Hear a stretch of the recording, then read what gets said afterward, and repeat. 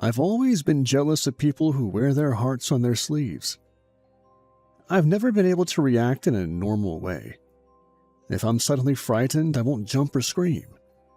I still feel fear, but it looks like I don't. I've only heavily sobbed 2 times I can remember, and I've never had a bout of laughter that I couldn't stop. This strange, mild manner didn't affect how my family cared for me. However, I found most people were put off by my demeanor. It's caused me to turn away from some customer-facing jobs. After drifting from one failed career to the next, I settled on a simple one. I would retrieve bodies, and on the side started to study to become a coroner. Believe it or not, where I live, you don't need to have any kind of medical training to cut open dead bodies. But I was still determined to take classes to fulfill my role. There is a desperate lack of coroners. If I wanted, I could become one and learn on the job. I found myself blessed with a lack of a gag reflex. I drove with a partner who often needed a few minutes to compose himself on the more gruesome pickups. The last body we retrieved together upset him to the point he could barely look at it as we loaded it onto the back.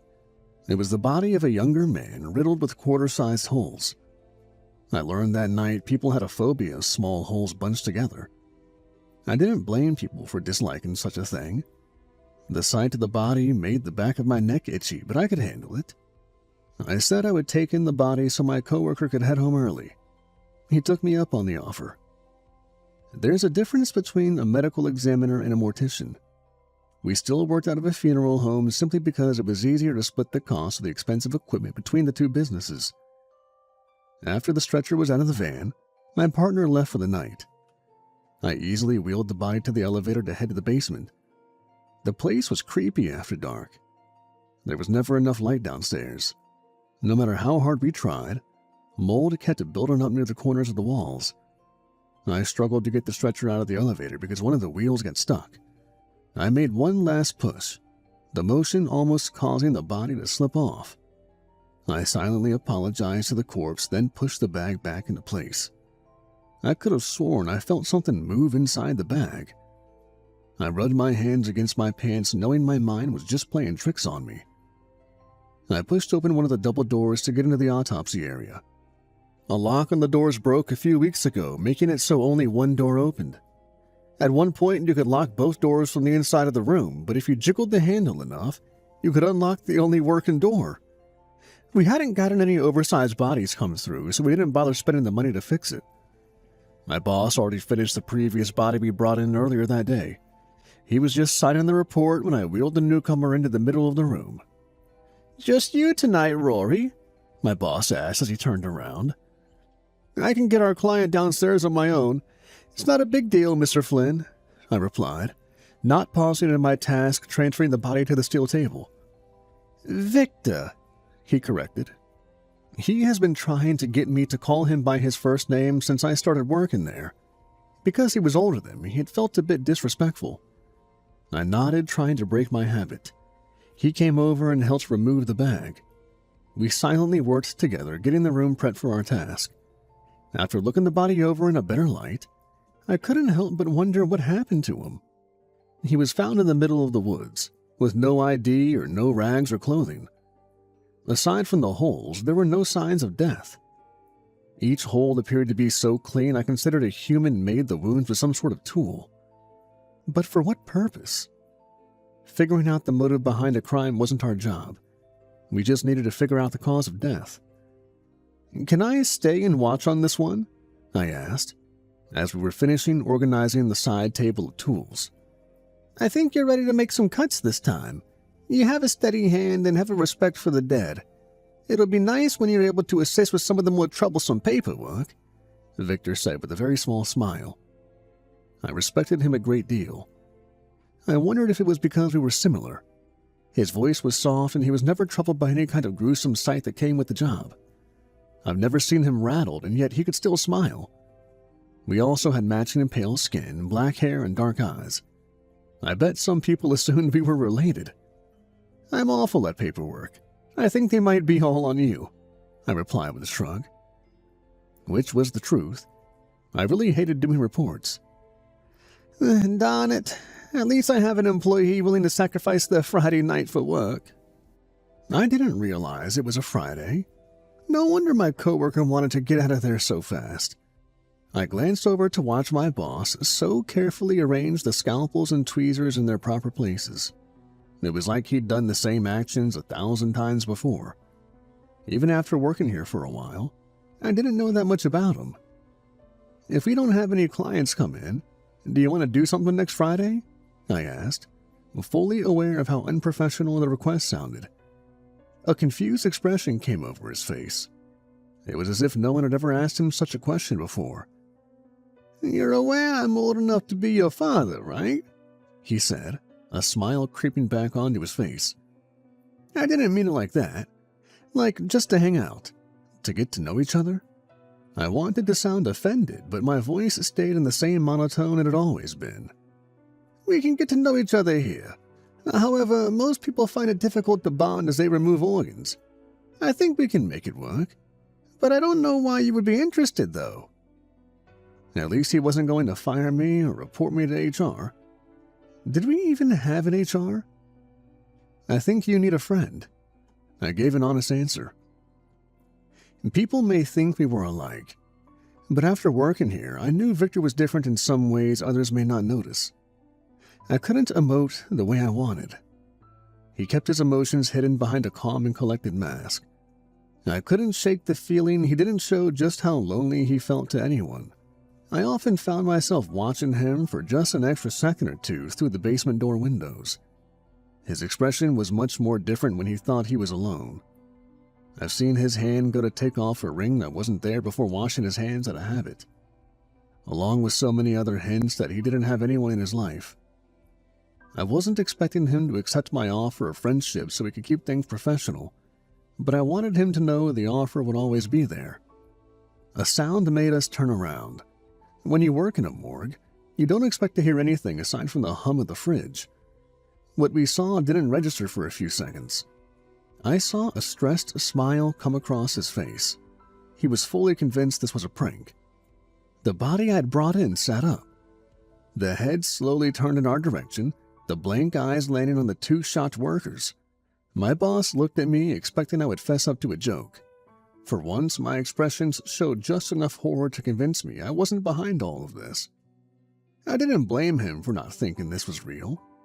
Bodies don't just sit up. Half-rotten ones with countless holes don't move. But whatever made a home inside that flesh does. The corpse reached an arm out, and squirming shapes came to the surface of random holes. I felt stomach acid hit the back of my throat, making me think I would throw up for the first time in my life for a reason beyond an illness. The small creatures that made their home inside the body crawled out just enough for us to see the worm-like body and a mouth filled with countless teeth. We both reacted far too late. My hand fell on a scalpel. I gripped it tight, but my mind was slow to react. The corpse suddenly launched itself off the table and onto the person next to me. I pried the monster off of him far too late. Within those few seconds, it had ripped open my boss's collar to get to the skin underneath. The bite wasn't as bad as I feared, but I saw one of those worms trying to get into the wound. Victor sputtered in shock and raised a hand to his bleeding neck. I stabbed the scalpel deep into the corpse's temple. I tossed the body aside to go over to remove the worm, trying to dig into warm flesh. I had just finished stomping the thing into the cold tile floor when the corpse came at us again. So, it didn't follow zombie movie rules, which sucked. We were too cheap to buy rib shears and used garden shears instead. The weight of them was nice in my hands. I kept the attacking monster back long enough for Victor to stumble towards the door. I got the walking corpse behind the stretcher I used to wheel it in. I then pushed the stretcher against the wall, pitting the body for a few seconds. I then ran, grabbing hold of Victor's arm to try and drag him out of there. We didn't make it. I heard a god-awful cracking sound. By the time I looked, the head of the corpse had split open. A long, disgusting tube came from the neck. So many teeth shone in the dim light. I felt my body get pushed to the side when that long worm snapped outwards, lightning fast, to clamp down on Victor's throat. His mouth fell open in a silent scream, and his legs gave out from under him. I don't know if the creature was weakened or if we were just lucky. I pulled off the tube, mentally wincing at the large wound that was left behind. I saw more of those smaller worms wiggling around and infecting a new host. I got him to his feet, and we made it to the door before the tube attacked again. I was forced through the door, and suddenly it was closed behind me.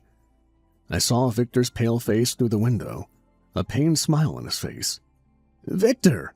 I shouted at him, as I pushed against the door with everything I had. He knew he was infected and didn't want to risk whatever we were facing to get out. He wanted me to get out safe, and barricading himself with the monster inside the room was the only way. The hell with that. He collapsed on the other side of the door as I got to work jiggling the handle to unlock it. I needed to act fast. The worm noticed my face behind the window. When I felt the door unlock, I held my breath and waited. The gruesome worm shot out again, crashing through the window. I ducked just in time and then charged into the room. First, I got down low to find a lighter in Victor's pockets. I knew he smoked, but he was trying to quit. I found the small object and then raced over to the desk on the other side of the room. The people working here got used to the smells of the job, but we often got cops or detectives who weren't. As a small mercy, we would spray some Lysol if we knew they were coming. I grabbed a can I knew was full. Then I faced the creature that was recovering from the failed attack. Normally, I was against people doing what I did. If you held the flame too close to the nozzle, the flames could go back inside the can and explode. Knowing that, I kept the lighter far away enough to be a bit safer and created the outcome I wanted. Before the worm could shoot out again, I sprayed the main body with as many flames as I could. I heard wailing from the other infected creatures inside the body. The attack didn't last as long as I liked. The monster got out from behind the stretcher to stumble around screaming in pain. We also worked with a lot of flammable chemicals. I won't say what I poured on the screaming corpse as it was distracted, but it worked. With one more lighter flick, the thing burst into flames. I coughed as I dragged Victor out of the room. I blocked the door, keeping the now dying monster inside to burn. He didn't look good. He lost a lot of blood, and I got to work right away pulling out any worms I saw. The skin around his punctured wounds wriggled with the infection. I didn't know what to do. I would cause more damage by ripping those worms out. I risked nicking an artery because of where they were crawling around.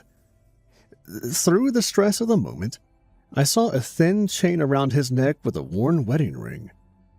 For some reason, that sight was what made me refuse to lose him. I got as many worms as I could. Then I realized he'd stopped breathing. I needed to deal with that first.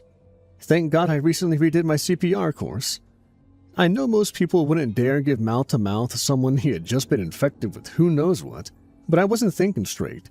I just wanted him to live. CPR is hard on the body. I didn't know if it had become a minute or an hour.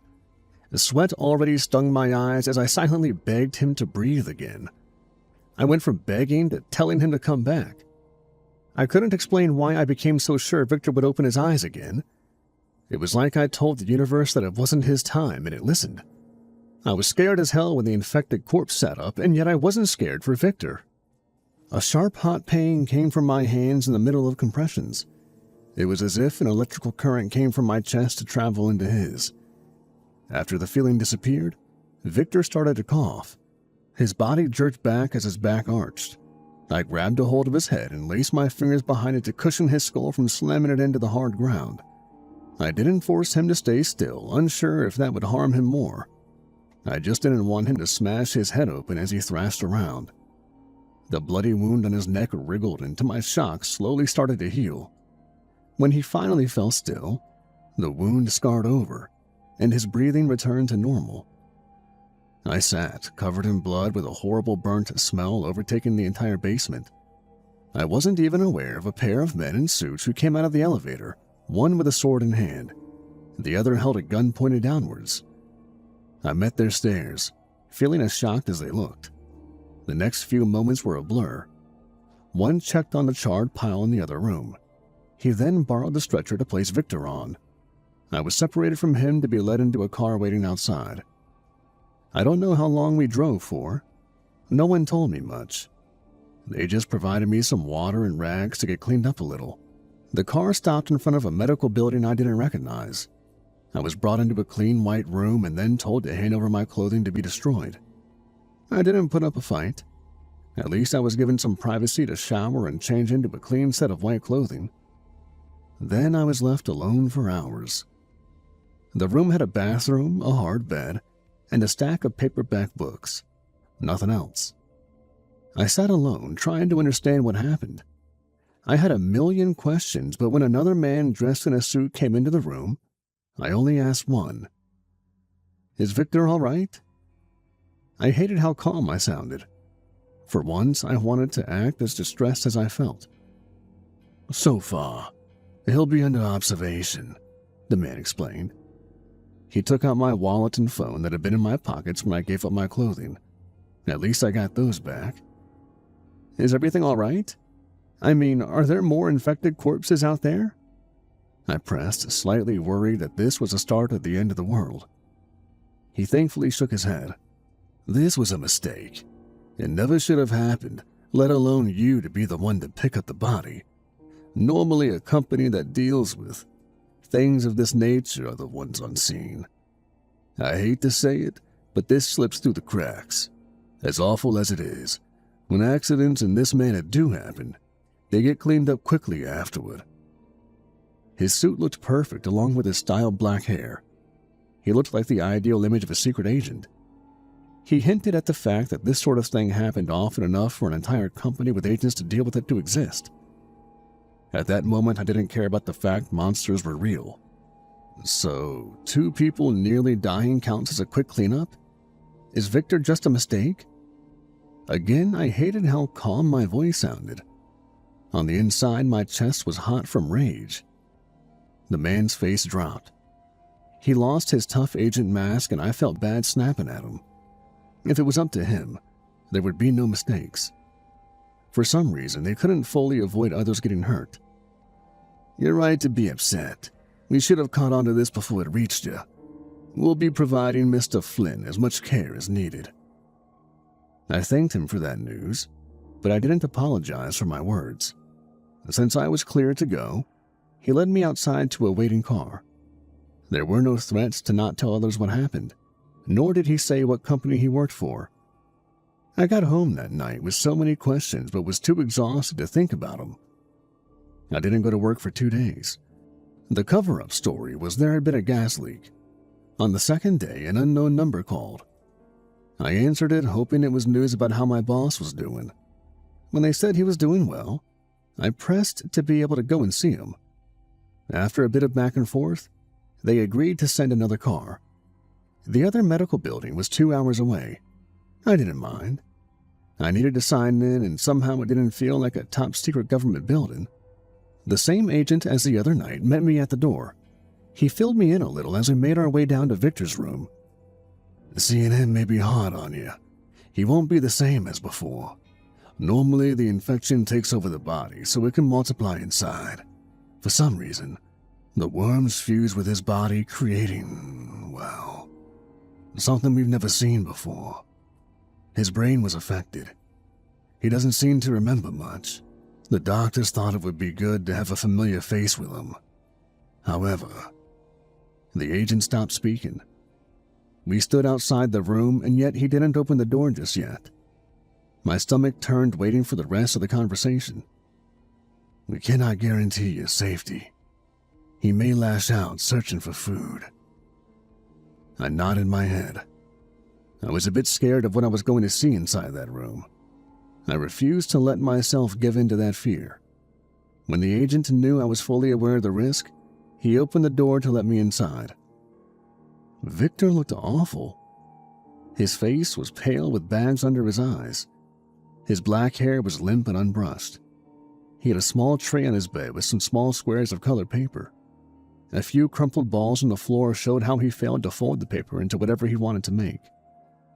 I slowly walked over, pausing a few steps away. "Do you know who I am?" I asked softly. He raised his head, eyes blank with zero recognition on his face. The oversized white sweater made him seem even paler, his new scars on full display. When I took a step closer, a deep growl came from him. I moved slightly closer, and he pulled back his lips to show off a mouthful of sharp teeth. I noticed the agent in the open doorway, still and yet ready to act. I sat on the chair beside his bed, ignoring the threatening display.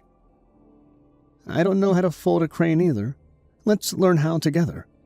I think you need a friend, I said, as I reached over to the paper with the folded instructions. I expected him to snap at my hand being so close. The growling died down and a human expression came back to his face. He watched as I picked up a colored paper to get started with. The one in his hand was wrinkled. Let's use a fresh piece. What color do you want? I asked, as I took the pile to flip through the colors. Red.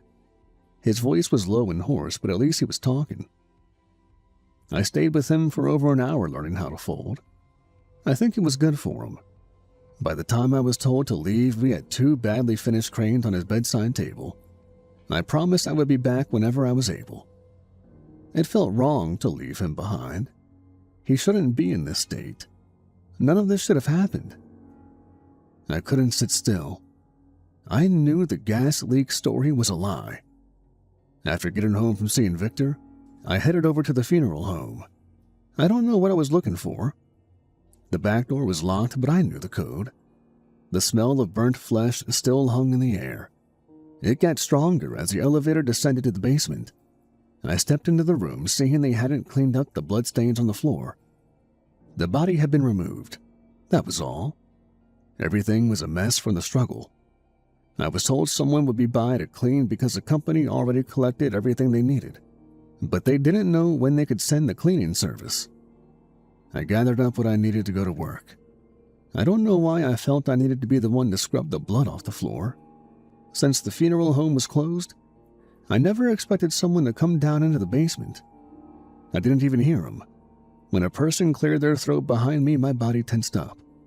My hand squeezed the sponge so hard it hurt. I half expected to see another dead body up and walking around. That would have been more believable compared to who I saw. A very short man looked down at me.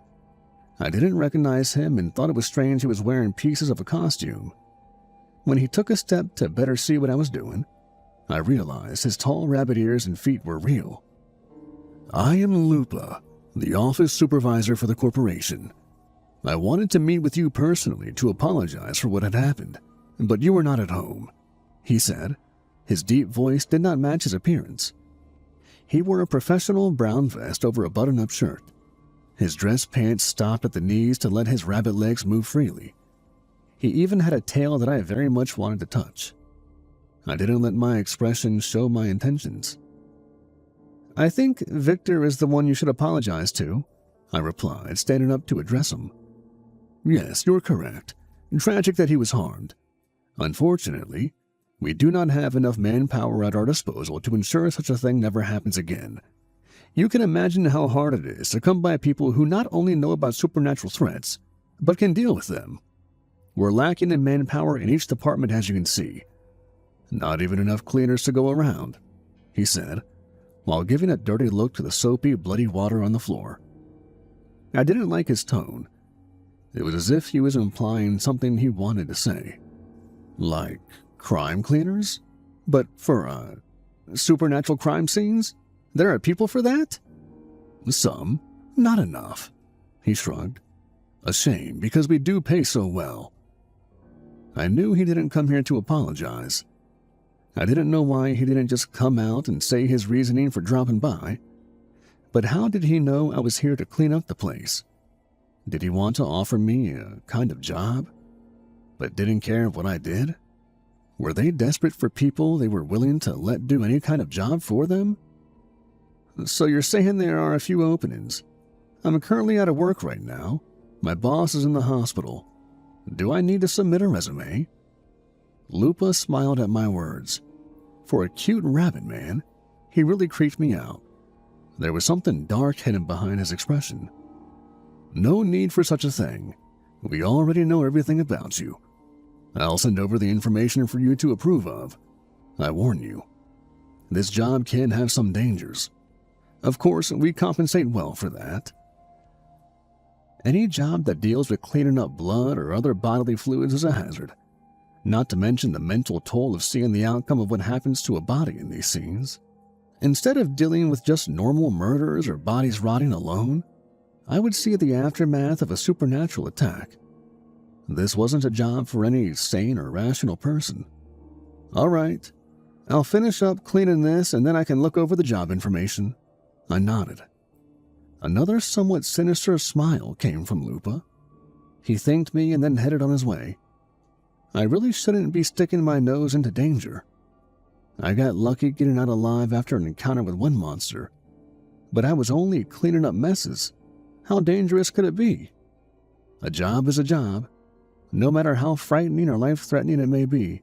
At least I somewhat knew what I was getting into. As I cleaned for hours that night, I wasn't aware of what nightmares waited for me from accepting this job offer. Getting the new job was quick. I hadn't fully recovered from what happened to Victor when an email arrived. I expected something horrifying or dark. Instead, I was asked to clean up a hoarder's house after they passed away.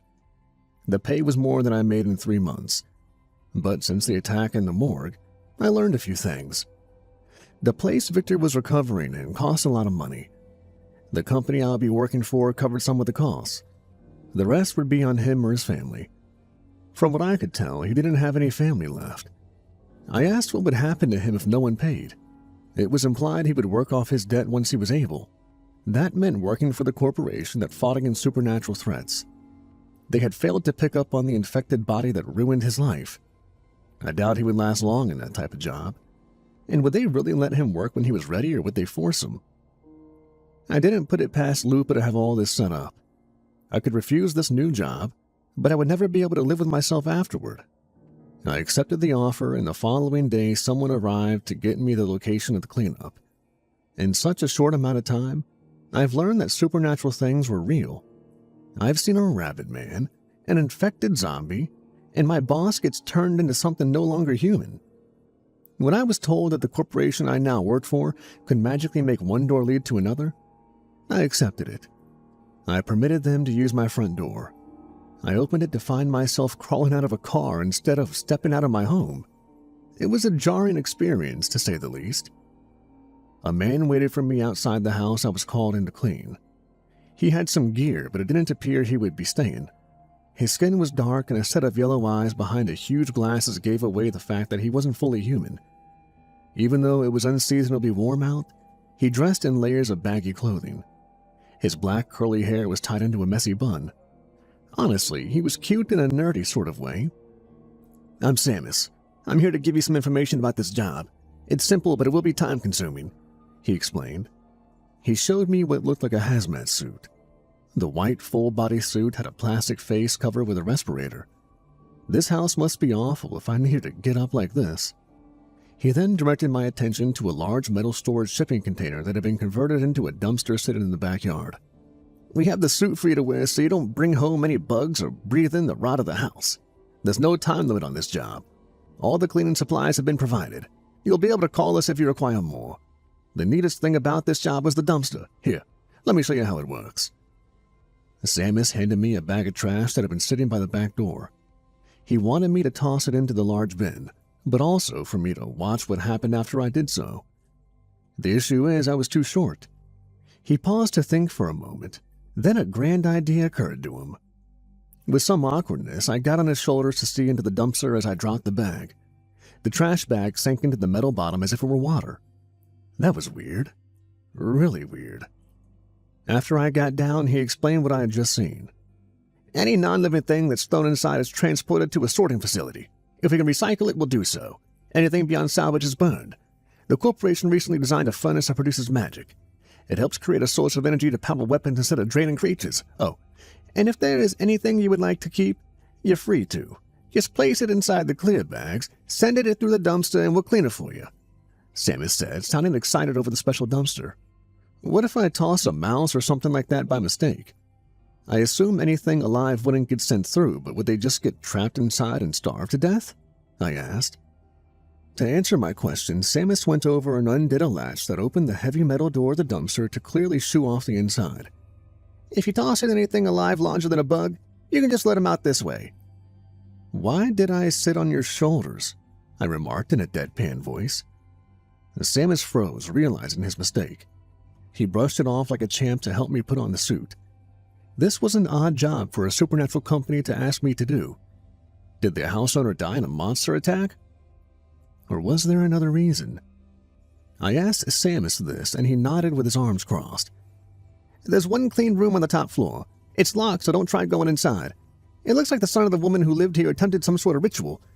We're unsure if it worked or what he was even trying to do. The son is missing, but his mother appears to die of natural causes. Her body was mummified by the time anyone found her, and we removed the body, so don't worry about that.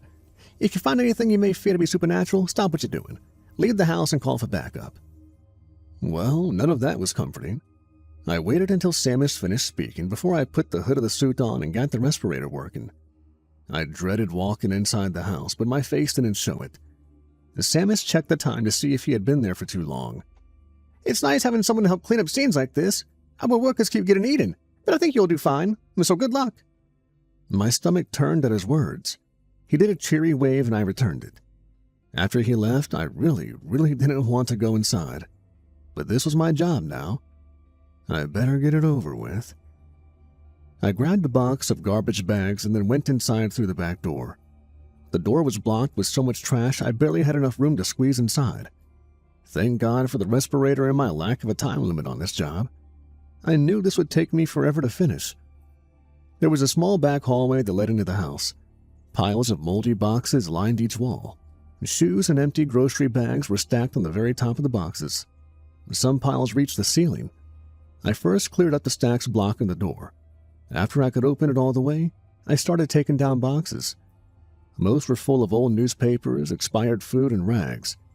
It was easier to carry the boxes to the dumpster two at a time and toss them inside than dumping everything into bags. I didn't keep track of time. I was sweating in my suit but didn't dare take it off. All sorts of bugs came out of hiding as I moved trash around. I almost felt bad for them taking away their home. Since I wasn't sorting through the trash, the process was faster than I expected. I had cleared out the small hallway. Stained floors that hadn't seen the light of day in years looked almost out of place in the rest of the house. I decided not to scrub them clean until I cleared out the rest of the house. I would just be tracking my dirty boots through the hallway to get to the dumpster. No point in breaking out the cleaning supplies just yet. I moved into the kitchen to see years of neglected plants, takeout containers, and more boxes. The stove had been caked in so much grime it would be better to toss the entire thing. I hated to see what the inside of the fridge looked like. I couldn't believe a person lived here at some point. Aside from some packed down footpaths in the dirt, there had been no signs of human life within the trash. I took countless trips to the dumpster. It felt somewhat satisfying tossing the boxes and bags over the top. At least all this waste would be put to some kind of use. It looked like the sun was going to set soon. I wanted a break but decided to wait until I couldn't see what I was doing, then pack it in for the night. I just needed to call someone to get me back home. It didn't appear I made a lot of progress despite how many trips I made from the house. Near the end of the day, I paused to stretch out my sore back. I found my mind wandering. How could someone live like this? Surely they somewhat noticed how bad things were getting around them. Wasn't the owner sick from all the mold and insects taking over the house? I stared at a pile of disgusting pots and pans long forgotten on the stove, trying to think of a reason why someone may think of keeping them. Maybe they thought if they just cleaned the pots they were still good. And things just got out of hand. Just cleaning one thing meant cleaning the sinks, the floors, and everything else. A set of stained pots meant something to this person. They were just trash now that the owner was gone, though. Didn't that apply to most things? People cared about things others might not. A song holds meaning when it may not mean anything to someone else. The only difference between myself and the woman who owned this house was that I kept the clutter in my heart. The sun had gone down since I stopped to think. The house still had power, but the lights were so grimy it wasn't worth trying to work in the dark. I was about to pack up and leave when I heard something from inside the house. A bump just beyond the room I'm still inside. I hadn't seen any signs the owner of the house had any pets at some point. Did an animal just get inside and I hadn't seen it yet? I strained to hear over my breathing. Carefully, I made my way through the knee-deep trash to the covered counter. The drawer squeaked open as I rooted around for some sort of weapon. Luckily, I found a large knife I gripped in a gloved hand. I thought I was ready for anything. My heart raced in fear, imagining anything from a wild raccoon to a man-eating monster. I wasn't expecting a person to come stumbling through the pathway. I clutched the knife as fear got stuck in my throat. I had flashbacks to the attack in the morgue. This person wasn't alive, I could tell right away. Their dried skin clung to bones and torn clothing hung from a thin frame. I still knew they could hurt me, though. I started to move, but that caught the attention of the creature. He raised his head, eyes empty aside from a glowing red light. His lips were missing, causing his teeth to show in a forever gruesome expression. I moved faster as the monster screamed in a way that made my entire body tense. Within a second, the hands were on mine. He tore at my suit with clawed hands. I stabbed the knife deep into his chest, the blade getting stuck just above his collarbone. It didn't even slow him down. The clawed hands tore into my skin through the layers I wore. I held back screams of pain as I raised one leg. I have an older cousin, and when we were growing up together, he liked to bully me with forced wrestling matches. I found that my legs were stronger than my arms. I lifted a foot to place it on the creature's stomach, and with a hard push, I got it off of me. I then took hold of a stack of boxes I hadn't gotten to yet and pulled them down. The mess buried the monster, but only for a moment. I started to run, but a hand shot out to grab my ankle. That time I did let out a small scream. The plastic face shield started to fog up in my panic. I crashed down to the ground, the hand still wrapped tightly around my ankle. I started to blindly kick, trying to free myself. I must have kicked the monster in the face. I felt something crack under my foot as the hand released its grasp. I got upright and ran for my life out of there. I slipped, falling into boxes and more trash. I needed to worry about an infection or bugs getting into my torn suit later. I made it outside only to realize a horrifying thought. My cell phone was in my pocket under the suit. My shaking hands tried to get the damn back zipper open. I didn't even find the end of the zipper when the creature came out of the house. The red eyes landed on me. It let out another horrible scream. I bent down and took hold of a scrap bike frame that had been left out to rust. I tossed it at the monster, hitting it across the face. It bought me some time to do something I wasn't certain would work. I pulled open the door of the dumpster enough to slip inside. The creature was hot on my heels. I got knocked down again. My back was pressed against the hard metal bottom of the container. The monster pinned me down, the teeth clashed against my plastic face shield. I was glad I kept it on. The claws tore at my clothing, leaving deep cuts along my shoulders and forearms. I was scared. So scared I almost forgot my plan. I got my feet up to kick the monster again. It rolled along the floor, growling and spitting. I couldn't afford to waste time. I rushed over to pin my knee into its rotten back. I heard something crack as the creature hissed. Then the body started to sink. I pushed as hard as possible, forcing it through to the other side like all the trash that day. I didn't think about whoever may need to deal with the thing on the other end. All I knew was that I would have died if I didn't do this. When the creature finally disappeared, I sat in shock. My body hurt and my head swam. When I was able, I got up to stumble out of the dumpster. I tossed off my hood and plastic scratched-up face shield. I considered calling someone about what just happened, but didn't think I was calm enough to do so. When I heard my name, I thought I felt my heart stop. I looked over to see a man I didn't recognize. "You're Rory, correct? How badly were you hurt?" he pressed as soon as he stepped in front of me. He was tall with brown hair and deep dark eyes. He wore a suit, and it took me a few seconds to realize we worked for the same company. Unless that thing was carrying some sort of disease, not much, I think. I didn't even know how much I'd been beaten up. I was still standing, so I figured I was fine. His jaw tightened, and I took a step back. He looked angry. At first, I thought it was because of what I just did. "You could have died. You're human, and yet you sent that thing into a place before anyone fully cleared it. Lupa always does this. He sees humans as bait," he said, upset over my working arrangement. I understood why he was so upset. I assumed people who could deal with supernatural threats were in high demand. Why use up their time when you could just toss a disposable human at the problem?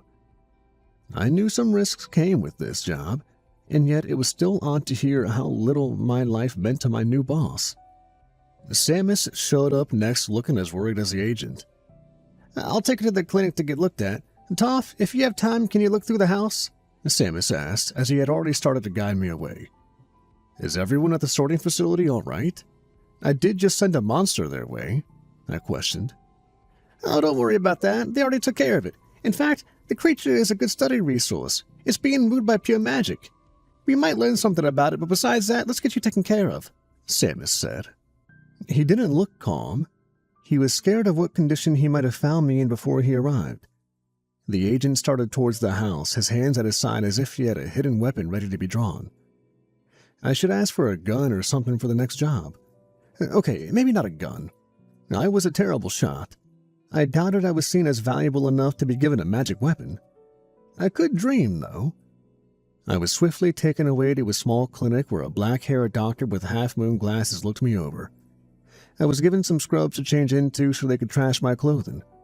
I knew I would be tossing a lot of my clothes in this line of work, so make sure to wear things I wasn't attached to. I hurt, but at least they cleared me of any signs of infection. I wasn't going to be turned into a monster from a few scratches. In an hour, I had my wounds wrapped up and I was cleared to go home. Samus promised me that the house would be looked over before I was to be able to go inside. The agent who arrived on the scene had a few hours between jobs. He ensured there weren't any more monsters ready to eat me. It was a weird feeling to have someone use their precious spare time on me. At least I was making new friends at this job. The next day, I still felt a little sore. I called to see if I could visit Victor for a few hours. I was refused. One of his caretakers told me Victor wasn't in the best mental state that day. I offered to cheer him up, but they couldn't guarantee my safety. He told me that Victor had tried to fold a worker like a paper crane. I decided to wait a day or so before I saw him again. I called asking if I could finish cleaning the hoarder's house. I didn't have anything else to do that day. Samus met me in the backyard again with a new hazmat suit. He also handed over what looked to be a fancy metal pen. I liked pens. I couldn't help but steal any I come across, even though I barely used them. I asked to have this made. It's not much. If you hold down the clip, though, it turns into a blade, Samus explained. I looked over the silver pen and did what he told me to. I pressed down to see a blade spring out from the end. In the blink of an eye, the pen turned into a 6-inch weapon. I pressed the clip again to turn it back. Pen, sword, pen, sword. Samus said nothing as he watched me click between the two a few times. I shook my head out of my daze to thank him. If you hold down the clip while the blade is inserted into something, a small blast of magic will come out. Maybe not enough to kill, but it should give you time enough to get away from the threat, though. I do appreciate having something sharp, but it doesn't seem like much, I said as I wiggled it between my fingers. Can I get something bigger? He shrugged, looking towards the house. Until we can get you into training, a gun would be useless. Right now you're being sent to places with the lowest risk of getting killed by a supernatural threat. Lupa doesn't want to spare the resources on giving you a powerful weapon you may not use when it could be in the hands of someone who would. It didn't seem like most people who worked for Lupa enjoyed his company very much. His reasoning was logical, if not a bit too heartless for most people to accept. What was that monster anyway? I asked, so I didn't make Samus bad talk his boss more. That was the sun, it seems. He tried to perform a spell to make him immortal. That was the result. We think he drained his mother's energy. Most likely he stayed dormant in the trash, so that's why none of the previous agents sensed the creature there. We'll try not to let this sort of thing happen again. You'll try, I repeated to make a point. Samus gave a slightly pained smile. I wondered how many agents died because most of them could do nothing but try. If this was one of the less risky jobs, I'd hate to know what the more dangerous ones were. Can you thank the agent who came by for me? I requested, as I started to get ready to finish the job. I gave him your number. Toph is overprotective of the newer workers. If he has the time, he'll help. Samus kept looking at the time as he spoke. After he helped me into the suit again, he needed to go back to his real job.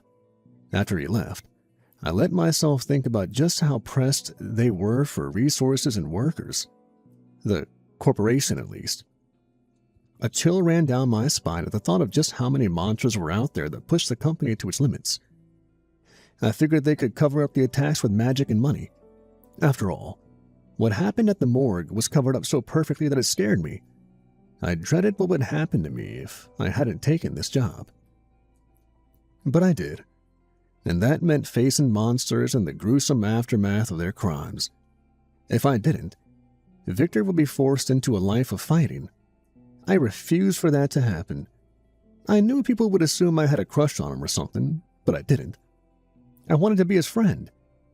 Even if we couldn't understand each other after what happened, he didn't have anyone else. He became my responsibility because of the lack of other options. Oddly enough, I was fine with that. I braced myself, then walked back into the house. It took me 3 days of tossing out trash and scrubbing to have the place looking livable again. Whoever got the house next would need to replace a lot of the floors. It might be cheaper to tear down the house and rebuild it. The locked room had been open, but I didn't need to clean it. The corporation had replaced the floors, repainted the walls, and erased any signs of what happened in that room. It made me feel uncomfortable. I kept the door locked the entire time I cleaned. With that job done, I had enough money to keep Victor taken care of for a month. If I was lucky, I only needed to do a handful of these gigs per year. I doubted my luck would hold. After I finished cleaning the hoarder house, I was already requesting another assignment. My scratches and small wounds hadn't healed yet, but I needed to keep working. It wasn't my life on the line. My first job made that fact very, very clear. My money problems were stressing me out. There simply wasn't enough to go around for my rent and Victor's care. I think once he recovered enough to make his own choices, he wouldn't want me putting my life at risk for him. Because I was human, the corporation put me on easily, mostly harmless tasks, and I had almost been killed on the last one. I couldn't imagine what kind of job they would force him into facing. A call came in for a scene cleanup. This time, they sent an agent ahead of time to clear the building, and he was the one who requested the cleanup. I packed up my supplies, wondering what I would be walking into because there hadn't been that many details. I had a feeling it was a busy day for the corporation. I was transported to a large run-down warehouse in the middle of nowhere without much explanation. I was told to collect the bodies inside, and the agent on the scene would deal with transporting them elsewhere. I would then clean the entire building. It was massive, and it made me think this would take me a few days, if not a week. I stopped in front of the door and gathered myself. Just because I didn't show it didn't mean I wasn't frightened. Anything could be waiting for me. I opened a door next to a large locked shutter meant to open for forklifts. Inside it was dark and a smell of perfume hit me. It made my eyes water and I took a few seconds to adjust. A hole in the ceiling was the only source of light. Swallowing hard, I started through a path towards the person waiting in the light. The floor had been covered by countless dead animals gruesomely stitched together. I saw human bodies mixed in with the piles of death near the edge of the light. It made my skin crawl, but I kept going. "Nice to meet you. I was the one who called this in," the man said when I stopped near him. He stood in a circle empty of the bodies. He hadn't cleaned up a spot beforehand. Rather, the person who laid all the bodies out left pathways and small clean openings. He held out his hand, but mine were frozen by my side. I had a bag with my cleaning supplies over my shoulder. I held onto the strap tightly as my eyes went over what I could see of the room. "Where do we start?" I said mostly to myself. "There's a larger door through that pathway there and on the other side of the building. We should start over there," he said as he gestured towards a clear path leading into the darkness. The pale skin of his wrist and forearm made an alarm bell go off in my head. I nodded at his suggestion but didn't move as I carefully studied his appearance. Unlike the other agents I've met, his suit jacket didn't fit. It was small. His movements were stiff because of it. He wasn't wearing suit pants, just normal black jeans. Hell, he didn't even have a button-down shirt on under his jacket. My expression didn't give away my suspicions, but the movement of my hand in my pocket did. His bright smile faded from his face and his hand shot out. For a tall, skinny bastard, he was strong as hell. I thrashed trying to get free, but he easily wrapped an arm around my torso and pinned mine to my side. He struggled with me to steal away my phone and toss it into the mess of bodies. I was then lifted off the ground as he carried me down the pathway, and I kicked and tried to bite to get free. I was simply overpowered. No one was expecting me to finish this job for days. Would Samus check up on me? Would anyone even know I had died here until hours passed? I needed to think of a plan. He silently carried me over to something so horrifying it made me stop for a moment. The bodies all led to a dark and twisted shrine located in the middle of the building. We were far away from the sunlight. Hundreds of candles bathed the area in an orange glow that discolored the blood-stained floor. A tower of tied-together bones reached far off into the darkness. The agent that this man had stolen the jacket from had been bound to the tower with thick thorned wire. His throat cut, letting black blood flow freely from the wound. Silver bowls sat on the ground collecting the blood. At the bottom of the tower was an odd flickering jagged light. It was dark with a strange crackling noise coming from it as it moved erratically. I was tossed to the floor hard enough to sprain my wrist when I broke my fall. The bound man moved slightly but didn't raise his head. He was still alive, which was good, but we both didn't have a lot of time. The man who dragged me away ambushed the agent, stole his phone, and called for more victims. I was expecting an entire crew when they send a little girl. How understaffed is this place? He said. What is the point of all this? I asked, voice calm, but I didn't dare stand up just yet. He didn't appear pleased. I wasn't begging for my life. The point? Can't you tell this is art? Are you asking an artist to explain his work? He said, and spread his arms out to his side. A burst of light came as thousands of hidden candles came to life on their own. My breath caught as I saw the sheer horror surrounding it. The bodies didn't just cover the floors, but they were stuck to the walls and ceiling as well. The sight was enough to make me dizzy. I shook my head trying to clear it. Although most of the bodies were animals, there had to be over a few hundred human bodies mixed into the mass of death.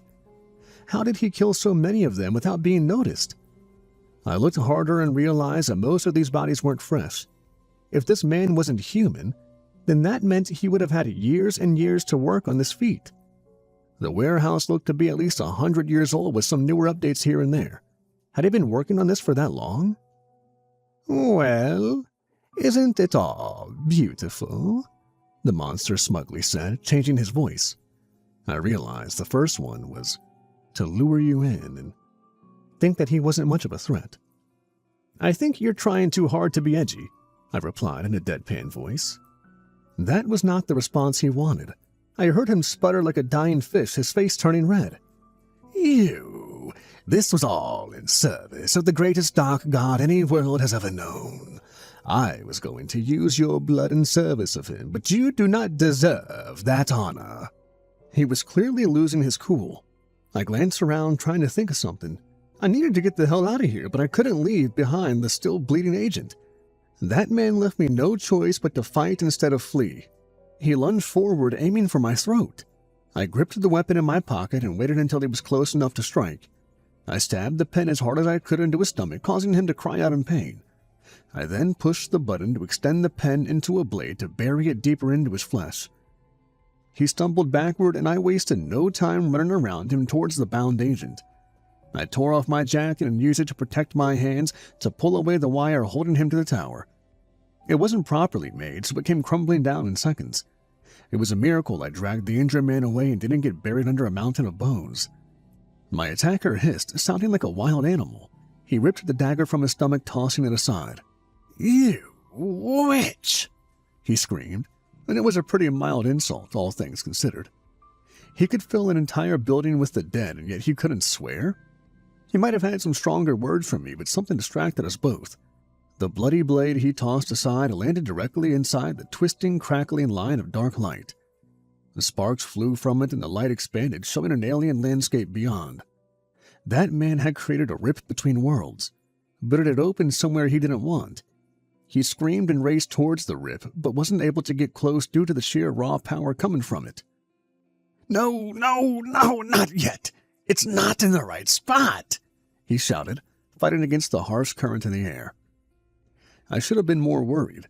I focused on dragging away the agent until I was forced not to. The air suddenly grew still. Everything around us froze in place. Every cell in my body screamed in fear as an unseen force took over. The orange light of the candles appeared dimmer. A pitch-black clawed hand came from the rip and took hold of the side. I don't think words could ever explain the feeling this darkness brought into the world.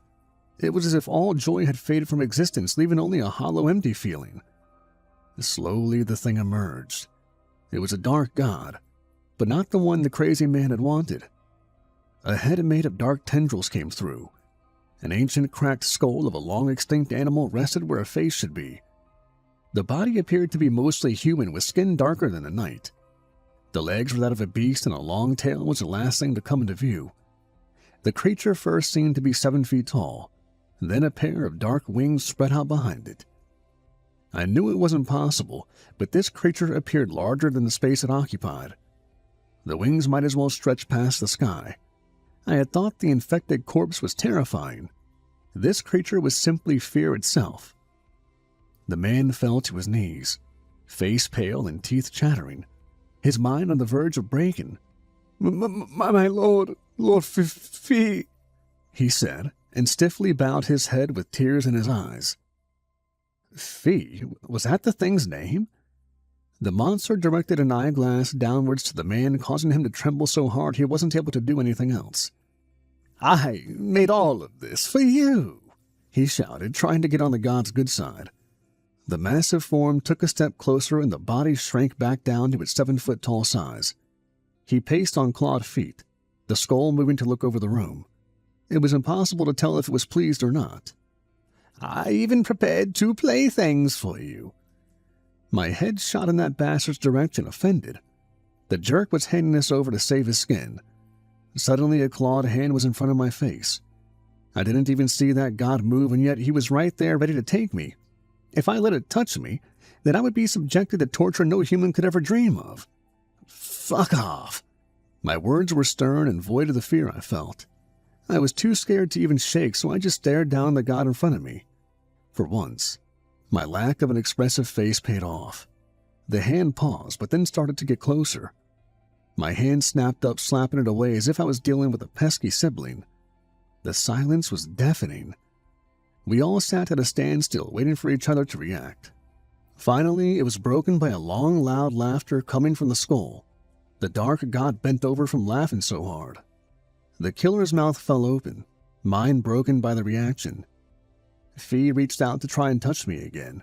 I kept slapping the hand away until he got the message. Ooh, I like you, the god admitted, speaking for the first time. I didn't know if that was a good thing or not. What? She disrespected you, and I did all of this. The man shouted, rising to his feet. Fee crossed his arms, and the skull moved around to take in the room again. Don't you think you're trying too hard to be edgy? Fee commented. I didn't think I would agree with a nightmare creature over anything, let alone something like this. The man's face turned red from rage, and he charged forwards. His body shifted into something more animalistic, ready to kill. Fee waved a hand, and the threat was dragged away into the floor by countless dark tentacles. They were nice enough to leave behind the stolen suit jacket. Anyway, Fee said, directing his skull towards me. I tightened my protective hold over the fallen agent. Sure, I wasn't dead yet, but that didn't mean I was out of the woods. This agent needed medical treatment soon, or else he wasn't going to make it. Hand that one over. I need to mess him up, Fee demanded, making a grabby hand motion. You can shove that idea directly into your ass, I stated. He shrugged, cracking his neck. The pressure came back into the air as if it slowly came down on my shoulders, threatening to suffocate me. Fee got down to my level, the tip of his skull inches away from my nose. The one who foolishly made an open gate for me to hijack is a simple person. I can break him in a few months, if not weeks. An agent is a different story. He'll take longer. I need a toy. If I get bored, then I start taking it out on everyone else. Now, what would you rather do? This world be slowly thrown into nightmares beyond imagination? Or for you to forfeit a single life? His words echoed through my brain. The pressure became so intense I almost folded. It hurt. Just being near him made my skin feel as if it was melting off. I grit my teeth and kept my head raised to stare into the dark, empty sockets. Just watch Netflix like everyone else if you're that bored, I said, struggling to get my words out. The pressure in the air snapped back to normal. Fee's demeanor changed and his body relaxed. Oh, shit. This world has Netflix? He asked and stood back up. There are other worlds? I pressed, still trying to recover. Well, duh. Why do you think the corporation is so busy? My head swam from the answer. In such a short amount of time, I found out that there were supernatural creatures and an organization that keeps them in line. Dark gods and now different worlds out there. Are they all like this one? I said, wondering if there was a world out there with another version of myself.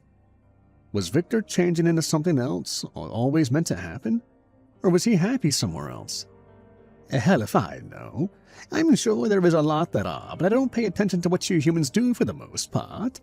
All I care about is booze, porn, and true crime dramas. Man, I'm like a basic white bitch when it comes to true crime dramas. I let myself raise an eyebrow at him. I don't think I like this so-called dark god too much.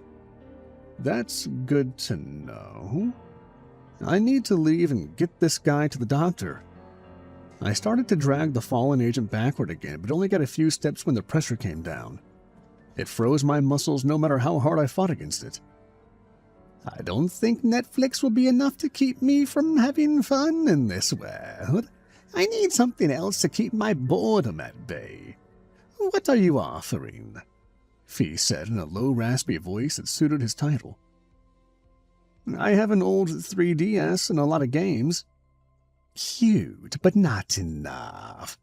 Why don't you do the world a favor and offer yourself? I was too scared to raise my head, and I hated myself for it. The sweat started on my back as a chill went through my body. In what way? I asked, voice somehow staying calm. It's simple. Keep doing this job. Involve yourself in the most interesting events as you're able, and then hand over your memories to me. I finally looked up. Confusion took over my fear. Why would you care about something like that? I said, not understanding the request. I'll let you try and figure that out. That's my deal. I'll come to you whenever I feel like it. It could be 6 months or a year.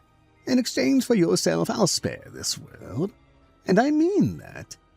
You'll lose everything you are, though, when I take away your memories. I chewed on my cheek, debating what to do. I didn't have any power here. If I refused, he could easily crush every living thing on the planet and then move on. Will you let me think about it? Fee laughed again at my words. I doubted he had too many humans talk to him in the way I had. It might be what saved my life. Fine. I'll show up again in the future and ask you again. Yourself or this world. Oh, and I would suggest you not tell anyone about this encounter. I'm a big deal, and the corporation may give you a hard time if they knew you lived being in the same room with me. Later, Gator. I blinked, then the god was gone. Simple as that. My body fell into terrible shakes that lasted for a few minutes. I needed to collect myself before I dug around in the left-behind suit jacket to find the agent's phone. Another couple of minutes passed, and then more agents came charging into the building. Samus and Toph were with them. Both of the men swept me up in an embarrassing hug. Samus, near tears, apologized that I was sent into such a bad situation, and Toph appeared angry with himself for not being there to help. I wonder if this is what having older brothers was like. I needed to fill out a lot of paperwork, and I didn't tell anyone about the deal I made with Fee, or that he even showed up. I lied, saying the killer had been dragged into the weird portal by a monster that I didn't get a clear look at, and then left it at that. Lupa asked that I repeat my story to him. His eyes narrowed as if he knew I was lying, but he didn't voice his concerns. A few days passed before I was able to see the injured agent from the building. I met him inside a clinic run by the corporation. His face was pale and his neck bandaged, but he looked much better than I expected. I heard he liked books, so I picked up a few used paperback ones instead of some flowers. I'm sorry that you were put in such a dangerous situation. I should have been stronger, he admitted in a soft voice when I entered the room. I'm glad we both got out of there alive, I told him, but he didn't appear like he had forgiven himself. If you beat up that guy, then we might not have met and become friends. That cheered him up. Someone entered the room, and I could tell that they wanted some alone time. I peaced out after a few seconds after leaving them alone. Saren looking as if he regretted that I saved his life. After all that, I didn't want to keep doing this job, but I needed to pay my bills and, the whole fate of the world now rested on my shoulders. I don't think I could stay motivated through all this if I didn't have the support of the people around me, even if some of them can be a bit overbearing. At the moment, I'm still ready to face death every day for these people. I guess I always knew there was something off about the small community I grew up in. It's all about context, I suppose. When you're a kid, you just accept what you're told, and the world around you seems normal, if only because you don't know any different.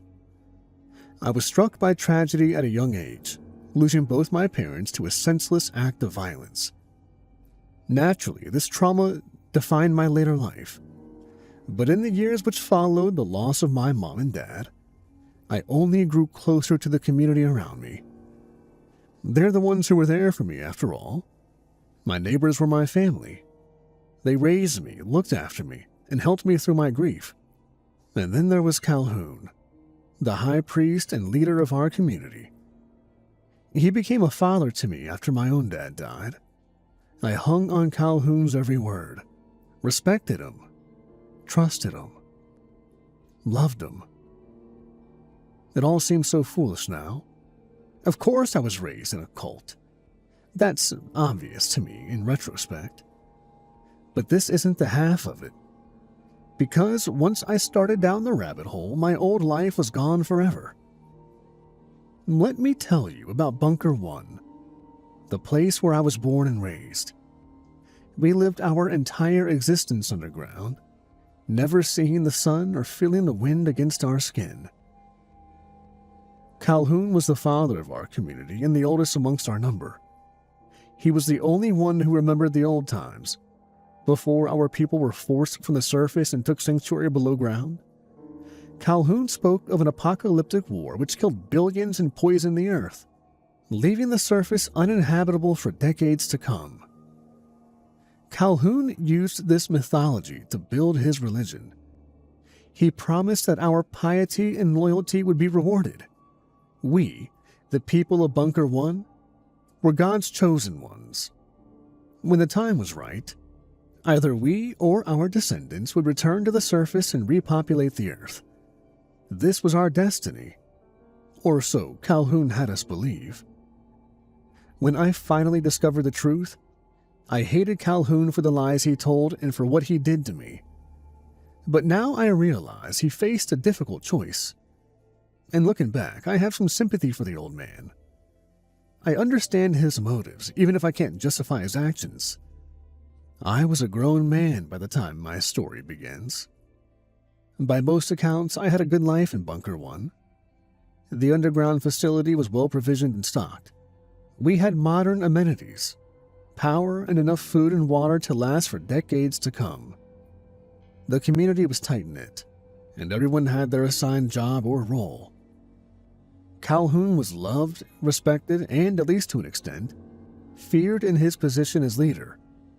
There was little dissent to his rule, and few questioned the vision of salvation he offered.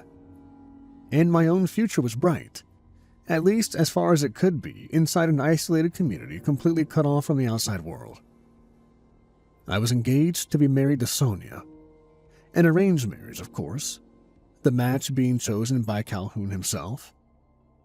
Sonia was a good woman, and I'll admit to being very fond of her, even if my heart was never truly committed to the union. It was expected for me to marry, raise children, and take on a role as a community leader. Sonia believed I was being groomed by Calhoun to take over when he was gone. The high priest was an old man and couldn't carry on forever. My future was set up in front of me, but I wasn't content. I ate powdered or canned food, breathed recycled air, worked under artificial strip lights, listened to Calhoun's repetitive sermons, and looked at murals of blue skies, green fields, and tall trees painted on the bunker's concrete walls. This had been the norm for my entire life. And yet I now felt there was something very wrong with the small, enclosed world I inhabited. I explained it to Sonia while we were eating our rice in the dining hall. I sat across from her, the two of us sharing our own table in a room filled with our neighbors, all of us dressed in identical light blue tracksuits. "Doesn't it strike you as odd?" I asked, catching my fiancé's eye as I spoke. "We live underground but have everything we need to live comfortably. Food, water, medicine, electricity, refrigeration, plumbing, spare parts for whatever breaks down, and even weapons to defend ourselves with. It just doesn't add up." Sonia wasn't interested in debating me, though. She merely rolled her blue eyes and flicked back her blonde hair before answering abruptly. "I don't know, Eddie. Why are you always asking questions?" I shrugged my shoulders while playing with my food, somewhat annoyed by her lack of support or interest. "I'm just curious, that's all." "Well then, you should ask the High Priest. He has all the answers," she said confidently. I did ask Calhoun, and his answer made sense. He explained that our predecessors had known war was coming and built the bunker accordingly, kitting out the underground facility with all the supplies and amenities the survivors would ever need, and stocking the stores with enough supplies to last for generations. Bunker 1 was designed to facilitate the long-term survival of its inhabitants. I'll never forget the calm and confident manner in which Calhoun explained such things as he took on his paternal role, brushing back his white hair with his hand while smiling amicably through his yellow teeth. His words seemed sincere, but I'd known the old man for too long and had learned his tricks. I saw something in his face at the end of that conversation, a twinkle in his eye which told me he was lying. It was around that time when the nightmares began. Again, night terrors were nothing new for me. I'd suffered from them since childhood as a direct result of witnessing my parents die. But these dreams were different, chilling and surreal. I had the distinct feeling I was being constantly watched, with a dark, faceless figure standing over me, out of reach but observing my every move and reading my every thought. It was a chilling, terrifying feeling. Still, I might have written this all off as paranoia or perhaps cabin fever. After all, I had no real evidence and no way of proving that Calhoun's story wasn't true. That was until the rats arrived. I vividly recall the first rodent I saw while carrying out a stock take in the stores. I almost jumped out of my skin when I saw the big brown rat sitting on the shelf, bold as anything as he stared right at me. They started out in the air ducts and vents, made their way into the food stores, and eventually infiltrated the communal areas, dining hall, and even our personal bunks. This was the greatest crisis our community had faced since the invasion during my childhood. Calhoun took the infiltration very seriously. He warned the community members not to approach the troublesome rodents, claiming they were dangerous and carried diseases. The High Priest organized a small team of hunters from his loyalist henchmen. They set about exterminating the rats with a murderous zeal. I didn't share Calhoun's enthusiasm for the killing spree, though. One of the rodents began following me around, a brown male rat who almost seemed tame. I first saw him in the stores, then in the offices where I was working, and finally in my bunk room. I took to feeding the rat scraps and crumbs, although I never saw him eat. Still, I didn't make any effort to harm the rodent, nor did I report his presence to the hunters. In fact, I took a liking to the small creature and looked forward to seeing him scurry out of the air vents. I even gave him a name, Roland. Roland the rat. But the wider implication of the rodent infestation wasn't lost on me. I spoke to Sonia about my theory, not in the crowded dining hall, but while we were courting in private inside her bunk, a part of the premarital ritual. I'll confess it wasn't my best pillow talk, and certainly killed the passion of the moment, but I needed to talk to someone, and I thought I could trust my fiancé. Calhoun isn't telling us the truth. You know that, don't you? Sonia shook her head in frustration, pulling the sheet up to cover her naked body. I could already tell she didn't want to have this conversation, but I persevered nonetheless, hoping I could get through to her. The rats, that's what I'm talking about. Where did they come from? From the air ducts, obviously, Sonia replied while looking down at her toes. I mean before that, I snapped, my frustration seeping through. These rodents aren't native to our bunker. That means they must have come from the surface, so if they can survive topside, then we can too. Sonia looked at me like I was crazy, sitting up in bed while her blue eyes bulged. What the hell are you talking about, Eddie? You know it's not safe out there. We'll die if we leave this bunker. That's what Calhoun says. We've trusted him blindly all these years, but the rats prove he's been lying to us. Sonia exploded at this statement, rising from the bed and standing over me, wearing nothing but a white bedsheet, her eyes full of fury as she shouted me down. This is bullshit, Eddie. I don't know what's gotten into you, but I won't stand for this talk. The high priest is our leader. He's protected me, protected you all these years. We owe him everything. I didn't have any response to her tirade, instead looking away and silently staring at the bare wall. Damn you, Eddie, Sonia cried out while angry tears rolled down her cheeks. Damn you to hell. With that, she stormed out of the bedroom, slamming the door behind her. I knew from this moment that we'd never be man and wife. We were on entirely different wavelengths, and I couldn't trust Sonia any longer. I don't know for sure, but I strongly suspect Sonia told Calhoun about my lack of faith. The high priest asked me to stay behind after the next morning's sermon, calmly requesting that I sit and talk with him under the painted mural depicting green fields, blue skies, and an orange sun which adorned the back wall of the temple, directly behind Calhoun's pulpit.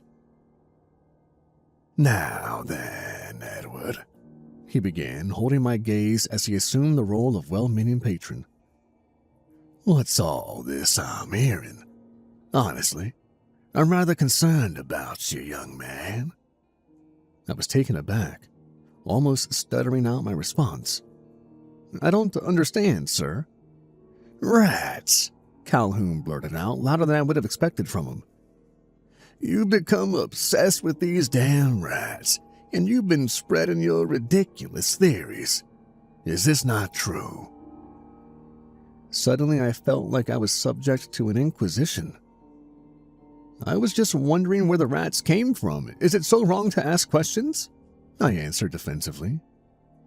It is when you're spreading conspiracies which cause dissent in my community, was Calhoun's firm response. Let me tell you, Edward, these rodents do not come from the surface. Rats have lived underground with us since day one. They've come to Bunker 1 because their food supply has been exhausted. Now they've been eating through our stores and chewing up our wiring. This cannot stand, Edward. The rodent infestation is an existential threat to our community and must be stomped out. I nodded my head. It was hard to argue with the high priest's logic. Still, there was one thing I didn't understand. You say the rats' previous food supply ran out. That means they must have come from... Yeah, Calhoun replied solemnly. The rodents have migrated from Bunker 2. The mere mention of that godforsaken place brought a chill down my spine. My head was suddenly filled with nightmarish images, buried memories from my childhood of the invasion of '08, and the brutal murders of my mom and dad. Calhoun surely must have realized the impact of this revelation, and he softened his tone while speaking his next words. It's my fault, really. I felt responsible for you since your parents died, and I've shielded you from certain uncomfortable truths. That ends now, Edward. You've been kept off the guard roster for too long, but now you must do your duty, young man. From tomorrow, you'll be working with Nicholas at the barricade. He'll show you the ropes. My jaw dropped. I was disgusted by Calhoun's instruction and realized this new duty surely was meant as a punishment. I wanted to speak out, to shout out that I wouldn't do it. but I found myself unable to speak. I simply sat defeated as Calhoun stood and began to walk away, pausing only to pat me on the back and speak in my ear. "I think this experience will be a real eye-opener for you. Good luck, Edward." Calhoun was right about that, at least. My eyes were opened during the days which followed, but not in the way the high priest had anticipated. Less than 12 hours later, and I was at my new post, shivering in the cold and dark tunnel as I took my lead from Nick, a veteran guard and Calhoun loyalist. I looked to my comrade, gray-haired and sturdy, dressed in the standard blue tracksuit and with a loaded crossbow slung over his shoulder. Nick gave the appearance of a grizzled veteran tasked with defending the border from an ever-threatened barbarian attack. He looked at me under the dim light with a mix of contempt and suspicion, and I suspected Nick wasn't happy about my arrival at his post. We stood in the front of the barricade, crudely constructed from sheet metal, and stared down the long and narrow corridor, dimly illuminated by failing lights in the unmaintained section of the vast underground complex. The tunnel was the only link between bunkers 1 and 2, and thus it had to be kept under constant guard. I had good reason to fear what lay at the far end of the tunnel, and that fear was due to the invasion of 08. That's when the Bunker 2 people had attacked en masse, piling through the narrow tunnel, pillaging and slaughtering as they came. Our side rallied under Calhoun's leadership, and eventually the attack was beaten back, but many died during the savage battle, including my mom and dad. I remember my mother telling me to hide as the invaders smashed down our door. Father tried to fight them, but there were too many. They cut down Dad first and then went for Mom. The rest is a blank in my memory. All I can remember is the blood and the bodies that wouldn't wake. It was hours before rescue finally came. We knew little about Bunker 2 and its inhabitants. They came down here at the same time we did, but something went very wrong in their community. In Bunker 1, we call ourselves the Beautiful Ones. Rather arrogant, I thought, but the name was Calhoun's idea. Meanwhile, Bunker 2's people were the Fallen, the Barbarians. While our community was well-ordered and relatively comfortable, Bunker 2 had fallen into violent anarchy. The invasion of 08 was their attempt to take what we had. They failed, and there hadn't been another attempt in the many years since. But the threat remained, and the guard had to be maintained. "Contacts are pretty rare these days," Nick explained in a gruff voice. "Occasionally 1 or 2 will come down the corridor, but they scare pretty easy. Still, they're sneaky bastards, and you always need to be on your guard." "What about the rats?" "Rats?" Nick replied in a puzzled tone. "Yeah, Calhoun said they came from Bunker 2. Well, they don't come through here," Nick said defensively. "Probably through the air ducts. Anyway, don't worry about it, kid. I'm going to get some shut-eye. You need to take the first shift." I felt a cold shudder while glancing down the dark tunnel, focusing on a flickering light in the distance. "What happens if I see one?" Nick scoffed as he passed me the crossbow. "It's not likely, but if you do see someone approach, shout a warning. Usually that's enough to scare them off. If they keep coming, you shoot." "Shoot?" I exclaimed in shock. "We don't screw around anymore," Nick replied with a smirk. "Not since 08. Orders are shoot to kill. But don't worry, kid. Odds are you'll have a long, boring night. Just don't fall asleep, all right?" Hours passed, Nick snoring as he lay in his makeshift bunk behind the barricade while I kept watch. Nick was almost right. Most of the shift was quiet. I was a bag of nerves, jumping at every sound and shadow. But nothing happened. Until it did. During the early morning hours, I saw movement in the darkness, a shape moving through the dim light. At first, I thought my eyes were deceiving me, but then I saw a figure emerging from the shadows and running towards me. I raised the crossbow to my shoulder, trying to control my fear as I shouted out, "Don't come any closer! I'm armed!" The figure either didn't hear or didn't listen. I could see him now under the tunnel's failing lights. The interloper was a kid, maybe in his teens. He dressed in a dark red tracksuit, the standard uniform of Bunker 2 people, although I noted how his outfit was ripped and soiled. The kid himself was skinny, his skin pale and eyes filled with hunger and desperation.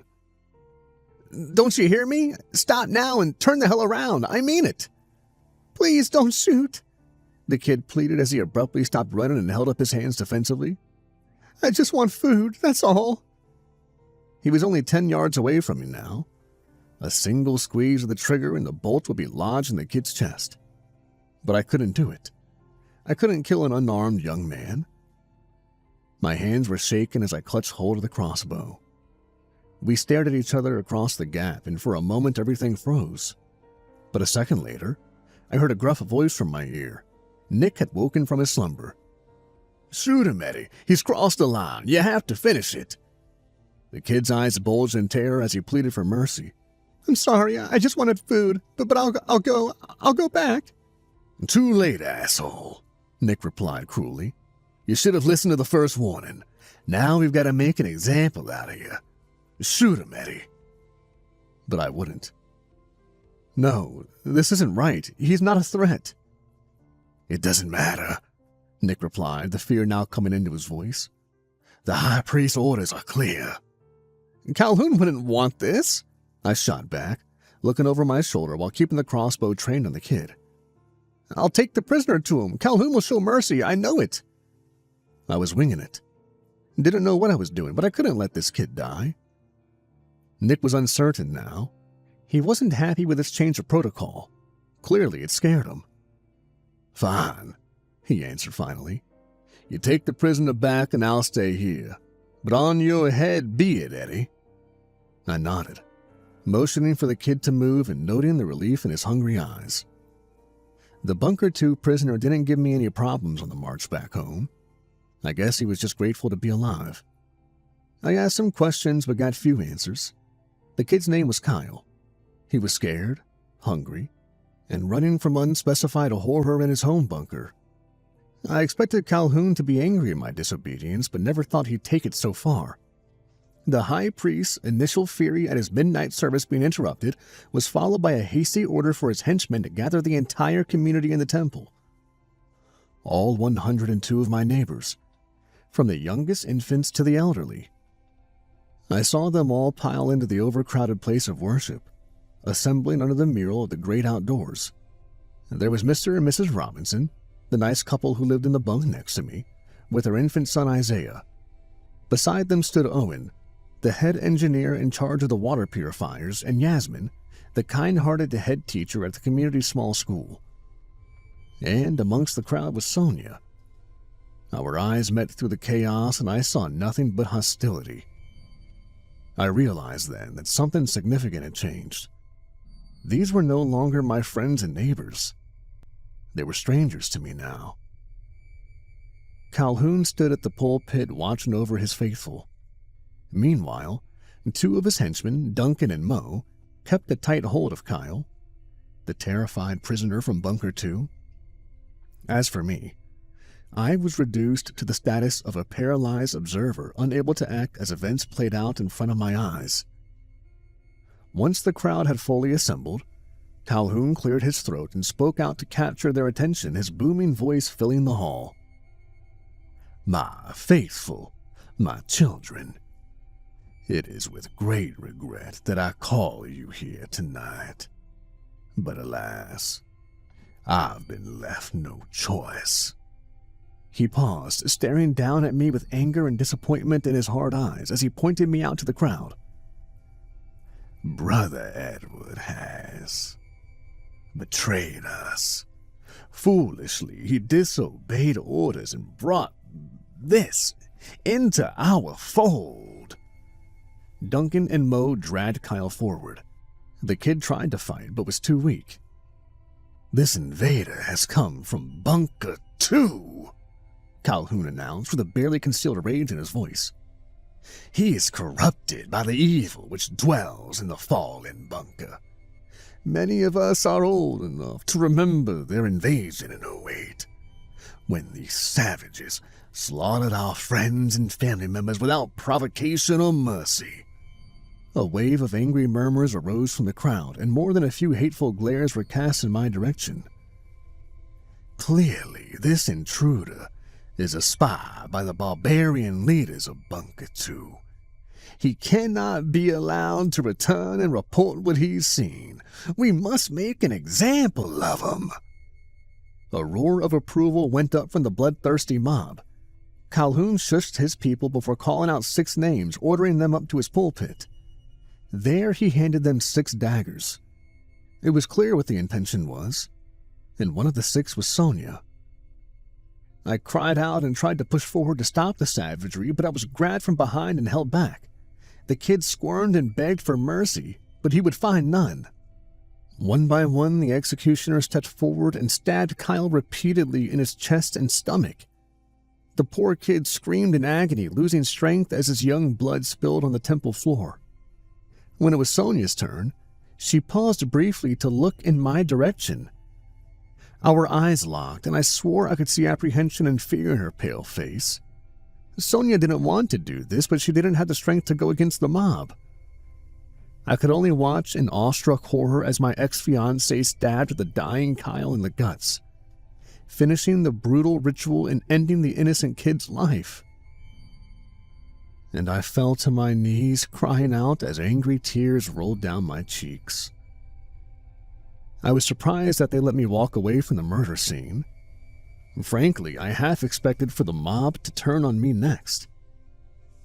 I still wonder whether they would have killed me if Calhoun gave the order. I'd grown up with these people, considered them family. Hell, Sonia was going to be my wife. But I wasn't one of them anymore. Not after that night. Still, Calhoun didn't throw me to the mob, and I was allowed to return to my bunk under their hateful glares. I couldn't sleep that night. Every time I tried to close my eyes, I saw Kyle's brutal murder all over again. I lay on my hard mattress and stared up at the ceiling. It was hardly a surprise when I saw my bedroom door slowly open and a large figure creep in, his face hidden by the darkness. I didn't move an inch, pretending to sleep to draw the intruder into a false sense of security. I saw the knife in his hand as he slowly advanced, and then his grizzled face was illuminated by the light from the corridor. It was Nick, and he'd come here to kill me. I waited until the last possible second to move, allowing Nick to plunge his knife harmlessly into my mattress. Next, I hit Nick with all the force I could muster, knocking my would-be assassin down to my bedroom floor. A desperate life and death struggle ensued as we fought each other for supremacy. I don't know how, but somehow I got a hold of the knife and I plunged the blade into Nick's chest, through his ribcage and into his heart. Nick collapsed heavily against the wall, his eyes filled with shock and pain as a crimson tide poured from his wound. He looked up at me in the last, opening his mouth in an attempt to speak. Instead, Nick's mouth filled with blood and his eyes rolled up into his skull. And then he died. I still held the bloody knife in my shaking hand, when suddenly the bile rose up my throat and I vomited onto the floor. I'd killed a man, a member of the community. Yes, it had been in self-defense, but that wouldn't matter. There was no way back for me after this. I stumbled out of my bunk room and into the corridor, still in a daze and not sure what to do. But I didn't get far because Calhoun was out there waiting for me. The gray-haired, sharp-eyed man stood in the well-lit corridor, wearing his standard blue tracksuit and covering me with a loaded crossbow aimed at my chest. Calhoun saw the bloody knife in my hand and didn't even seem surprised. "Nicholas is dead, then," he said without much emotion. The words almost stuck in my throat as I replied, "You sent him to kill me." "Yes," Calhoun replied with a nod, while keeping his finger firmly on the trigger. "Nicholas should have taken charge at the barricade. This was his mess to clean up. But alas, he has failed. Now you'll have to do your own dirty work, I snarled in defiance. Surely Calhoun would kill me, but yet he hesitated. It didn't need to get to this, Calhoun said with a sad frown. You should have kept your head down and followed the rules. He shook his head before lowering the crossbow ever so slightly. Who am I kidding? Calhoun continued with a thin smile. I always knew you were too smart for this charade, Edward. It was only a matter of time before you saw through the gaps. My jaw dropped as I considered the implications of his words. So you have been lying to us, I stated with some satisfaction. Calhoun gnashed his teeth before answering. Bunker 1 may be based on falsehoods, but whatever lies I've told are necessary for our continued survival. But that's irrelevant now. You're no longer a part of this community, Edward. I should shoot you down here where you stand, but I can't bring myself to do it. I'm going to give you a head start. 5 minutes before I sound the alarm. Go forth and seek the answers you desire, although I don't believe you'll like what you find. Calhoun raised his crossbow again, his eyes hardening.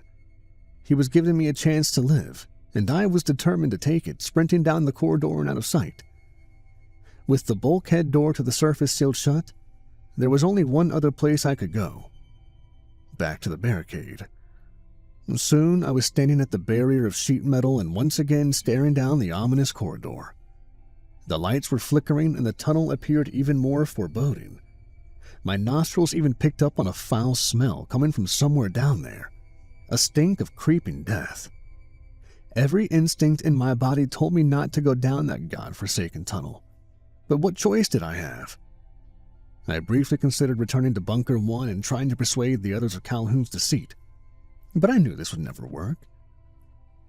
Still, I hesitated, frozen to the spot as I imagined the horrors before me. But then I saw him, roll into the rat, climbing over the barricade and squeaking at me as he made his way down the corridor. I swear my rodent companion stopped and looked back, motioning for me to follow him. And I did so, mustering the courage to cross the border and march into the unknown. Meanwhile, the sirens of Bunker 1 blared behind me, and I knew I couldn't go back. I knew next to nothing about Bunker 2 before I entered the subterranean purgatory. It was an alien place in my mind, a hostile territory where monsters dwelled. And when I reached the end of the connecting tunnel, I didn't know what to expect. As it turned out, the differences between the two bunkers were subtle at first, but became more apparent the deeper I explored. The underground shelter was a sprawling network of concrete and metal, one of seemingly endless corridors and sub-bunkers. At first inspection, it was much the same as my home in Bunker 1. Certainly, the two facilities were constructed by the same architects. Bunker 2 was significantly larger than 1, however, built to accommodate hundreds. And yet it was some time before I ran into any people, which suggested there had been a substantial population crash. Honestly, I appreciated my home the farther I progressed into the second bunker. Our facility was tidy and well-maintained. It even had touches of color in the form of the murals Calhoun had painted on our walls. Not so in Bunker 2, where the walls were gray and drab. What's more, everything over here seemed to be in a state of disrepair. From flickering or non-functional lights, leaking pipes, smashed-in doorways, and machinery broken down and left to rust.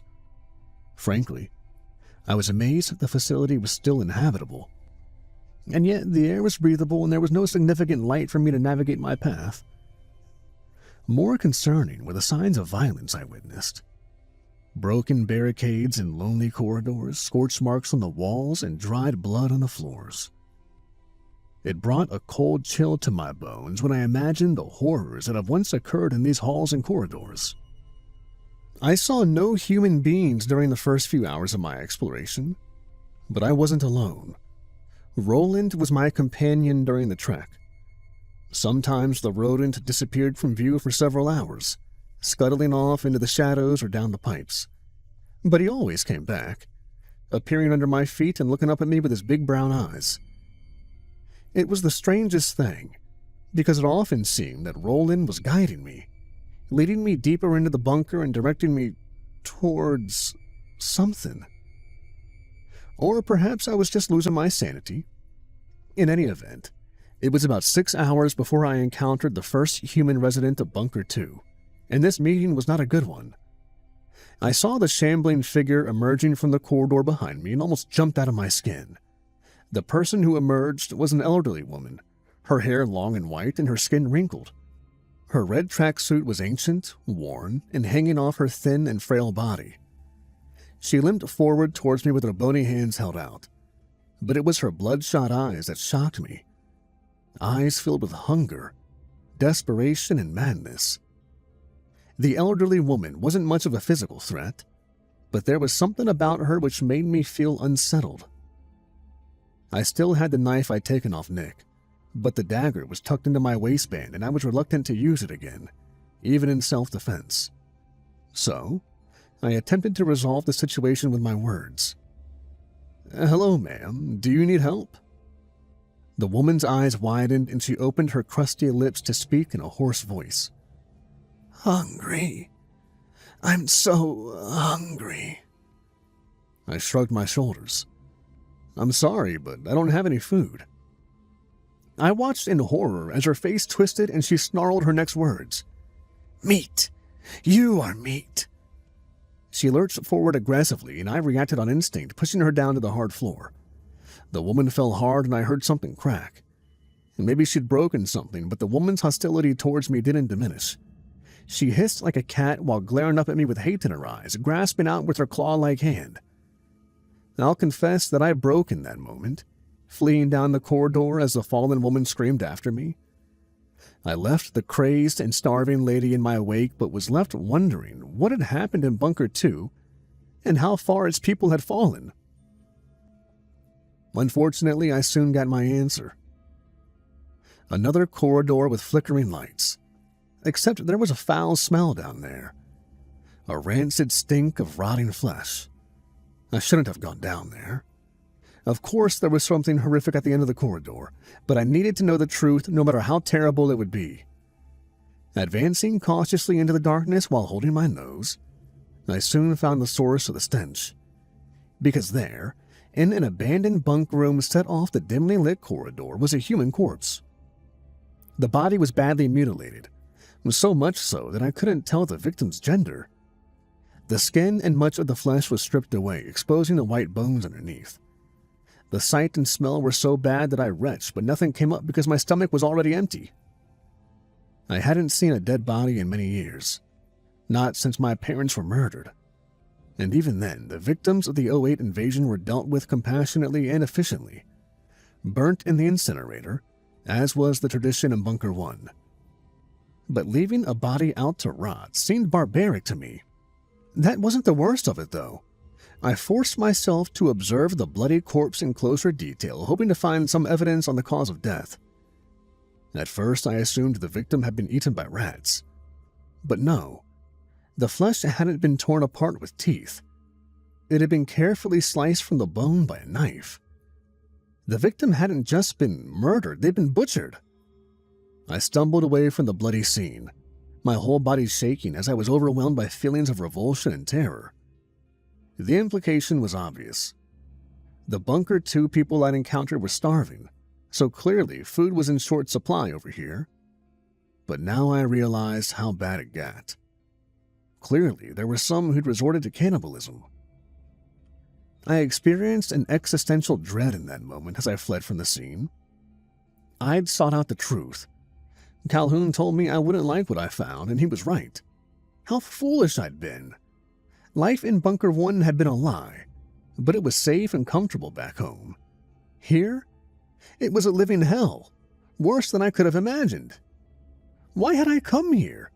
Why didn't I keep my mouth shut and follow Calhoun's rules? I regretted my disobedience now, but it was too late to go back. I guess I was still in a shocked daze as I stumbled farther into the damned bunker because I didn't spot the ambush until it was too late. 2 figures darted out in front of me, blocking my path. I took a step back and instinctively made to retreat, but another 2 had crept up behind me, boxing me in.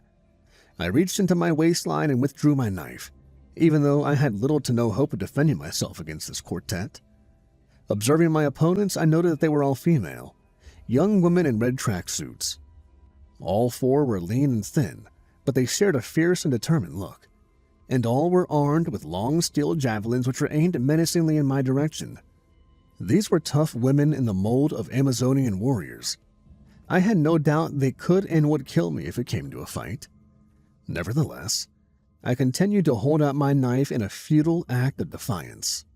3 of the women held the line with their spears, while the 4th, their leader, marched forward to confront me. My heart almost dropped when I saw her. I almost called out a name before I caught my mistake. And because this female warrior was the spitting image of Sonia, my ex-fiancée. Sure, this red-coated woman was leaner, tougher, and more determined, but she had Sonia's eyes, hair, and facial features. I was awestruck and speechless as the blonde-haired woman approached, holding out her spear as she came. "Who the hell are you?" she demanded. I opened my dry lips and somehow found the words to reply. "Eddie. My name is Eddie." The lead woman nodded her head, as if my first name was all the information she needed, but her companions weren't convinced. "Cass, don't listen to him," shouted a dark-haired woman behind me. "He's with the Rat Pack. Has to be." "No," Cass said firmly, her hard eyes still focused upon me. "He's not Rat Pack. Look at his uniform. Light blue. You're from Bunker 1, aren't you, Eddie?" I nodded my head in confirmation. "Bunker 1?" asked a third woman in confusion. "Why would you leave to come here?" I looked to Cass, but she said nothing as clearly she expected me to answer. "I had to leave.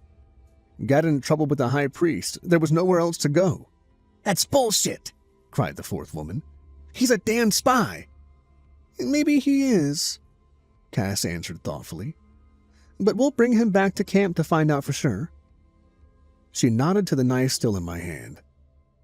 "I suggest you drop that, Eddie, unless you intend to take us all on." I inhaled, thinking for a moment before dropping the blade, hearing it clatter on the hard ground. Cass seemed appreciative of my cooperation. She lessened her grip on the spear and grabbed a bottle from her belt, casually tossing it into my waiting hands. "Take a drink, Eddie. I'm sure you can use one." I smiled while opening the bottle and drinking the cold water contained within. I thought I'd found a friend in Cass, but had no idea what awaited me back at the Amazon camp. The Bunker 2 settlement was based in a dining hall similar to the one we had back home. But while our hall was a place of peace and community, this was a room of desperation and hunger. I noted several things while I was frog-marched through the hall by the 4 female warriors.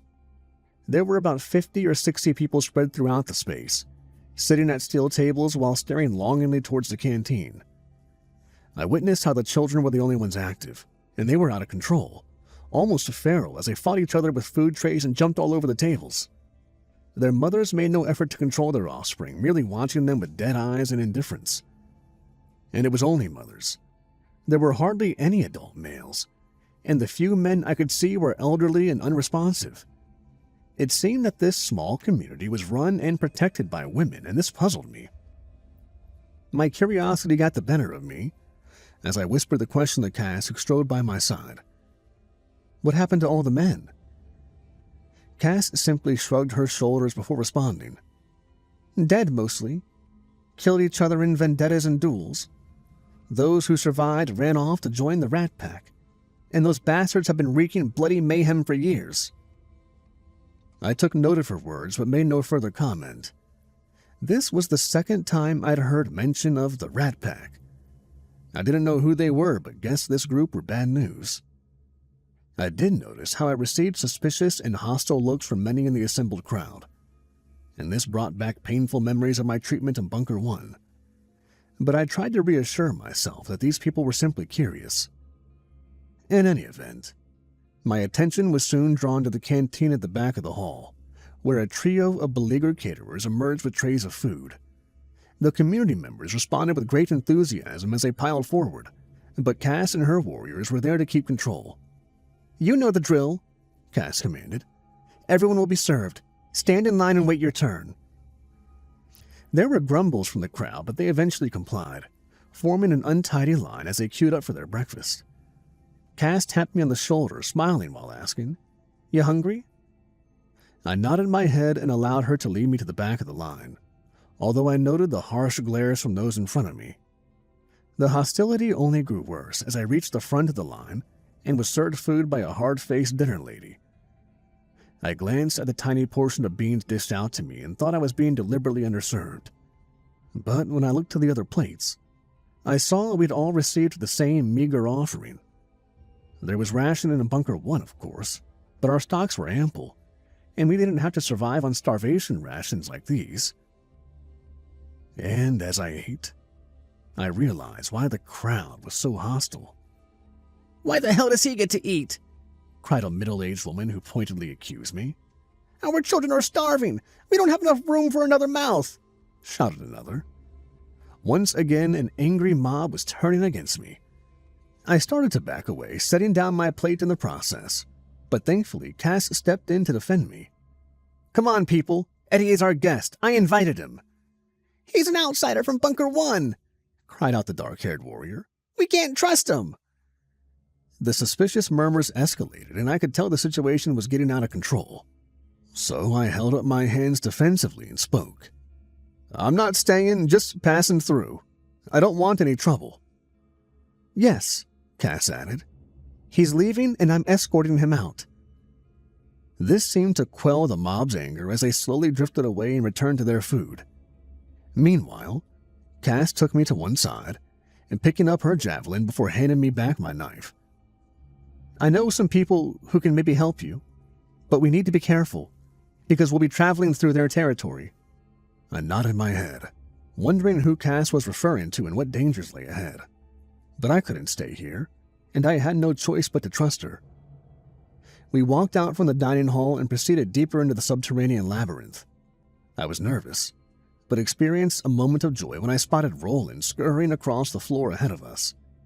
It was the first time I'd seen the rodent in some time, and his presence brought me renewed hope. But I didn't say anything to Cass, instead waiting for her to start the conversation. "So, why did you leave?" she asked abruptly, as we negotiated yet another featureless corridor under failing lights. "Huh?" I said in confusion, looking at her. "Bunker 1. Why did you leave? Are they running out of food? Or has the high priest lost control?" Not exactly," I replied, before reluctantly recounting the grisly tale of Kyle's brutal execution following his capture at the barricade. Cass didn't seem shocked or angered by my story. Instead, she merely nodded her head in grim resignation, as if such acts of brutal violence were a fact of everyday life. "You know, Bunker 2 wasn't always like this," she said thoughtfully as we continued to walk. "When I was a girl, this place was well-ordered and peaceful, and we had enough food for everyone." "So, what happened?" Cass shook her head, trying to control her emotions as she answered. "People got greedy, wanted more than their fair share. There was fighting, and half our food stores were looted or destroyed. We've been hungry ever since." Something suddenly clicked in my head. When did this happen? Back in 2008. You people invaded us that year, slaughtered us. We were desperate. All we wanted was food, Cass replied defensively. My mom and dad were murdered that day. Cass took a deep breath, acknowledging my pain when she spoke next. I'm sorry. I'm sorry for your loss, Eddie. Our people went too far. But you've got to understand, we all suffer under the same system. And Calhoun, your leader, he knew we were starving and didn't lift a finger to help. I nodded. This latest revelation was disappointing, but not surprising. There was something which still puzzled me. This talk of a system that kept everyone down. Where are you taking me? I'm bringing you to another community, one that I think can help you and give you the answers you need. I wanted to ask more, but Cass stopped us dead in our tracks. Her attention was drawn by a suspicious sight or sound. Stop. Wait. I didn't know what Cass was reacting to, but a second later an arrow flew past my ear, striking the wall directly behind me. I reacted with stunned shock, realizing I'd only been inches from death. But Cass shook me from my paralysis, grabbing my arm and shouting, "Run!" She took off down the corridor and I followed, but we didn't make it far. A bulky figure emerged from behind a corner, striking Cass hard with a lead pipe. I stopped abruptly to face the attacker, only to be hit from behind, feeling a sharp pain in my back, which forced me down to my knees. A moment later, and both Cass and I were being roughly dragged across the ground by a gang of men, thugs who cursed and laughed as they inflicted pain. They flung us inside an empty storeroom, and only then could I comprehend this grim situation. Cass and I had been ambushed, disarmed, beaten, and taken prisoner, all in a matter of seconds. 3 men were blocking the only exit from the room, a trio of fat, sweaty thugs with sadistic smirks on their lips and murder in their eyes. They all wore the standard Bunker 2 red tracksuits, but their outfits were customized by grotesque trophies, human teeth and digits hanging from strings around their necks. I looked to Cass, who lay on the floor beside me, and saw genuine fear in her blue eyes. I didn't know who these men were, but could hazard a guess. The infamous Rat Pack, hunters and cannibals of Bunker 2. A moment later, and 3 thugs stood aside, allowing another 2 to enter the cell. The first man appeared to be the gang's leader. He had a deep scar across his cheek and a mean look in his dark eyes. Sadistic, but also intelligent. But what I noted was the crude tin crown he wore on his bald head, an unsubtle symbol of his power and position. The second man trailed behind the Rat King, and somehow his appearance was even more shocking. He was a short and ugly man with wild hair, but the real problem was what he carried on his back. A rucksack with appendages sticking out from the top. 2 severed human legs. "Well, my liege," the ferret-faced man sniveled, "we're going to have a feast tonight." "Oh, no," the Rat King replied, his cruel grin widening as he looked down upon us. "This is Cass, Queen of the Amazons. We've been after her for a long time. Going to have some fun with this bitch before she dies." Then he turned to me. "And this asshole, he's from Bunker 1. Oh yes, I recognize the uniform. Many of my men have died trying to get past that damn barricade. But now we have leverage. A hostage." He snarled an order to his men. "Get them up on their feet and back to camp. The Rat King didn't have a chance to finish his sentence, because a second later, an arrow penetrated the skull of the man behind him. Suddenly, pandemonium broke out in the corridor as the Rat Pack piled out with weapons in hand. From our cell, I saw a second man fall with a javelin in his chest, and then the survivors broke and fled. "Let's go! Grab the meat and run!" shouted one of them. The Rat King cast us a hateful glare before retreating. A moment later, and our saviors arrived in the doorway. Our rescuers were a trio, and what interested me was how they wore their uniforms that were a mixture of red and blue. 2 of the 3 warriors were young, a red-haired woman armed with a crossbow, and a man with olive skin who removed his spear from the chest of a dead cannibal. But their leader was an older man with gray hair, his brown eyes tired but still holding a spark of compassion. He smiled in recognition while holding out his hand to help Cass up to her feet. "Thanks for saving our asses, Joe." "Not a problem. Glad to help. But you were damn lucky we got here when we did." He frowned like a disapproving father. "What are you doing out here, Cass?" "I was bringing him to see you guys," she answered while nodding towards me. "Calhoun kicked him out of the Beautiful Ones. Now he wants answers." "Is that so?" Joe said with a raised eyebrow as he looked me up and down.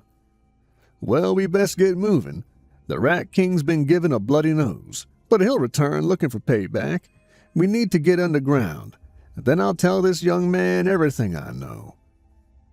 I got up on my feet, relieved to still be alive and intrigued at what this new faction would reveal to me.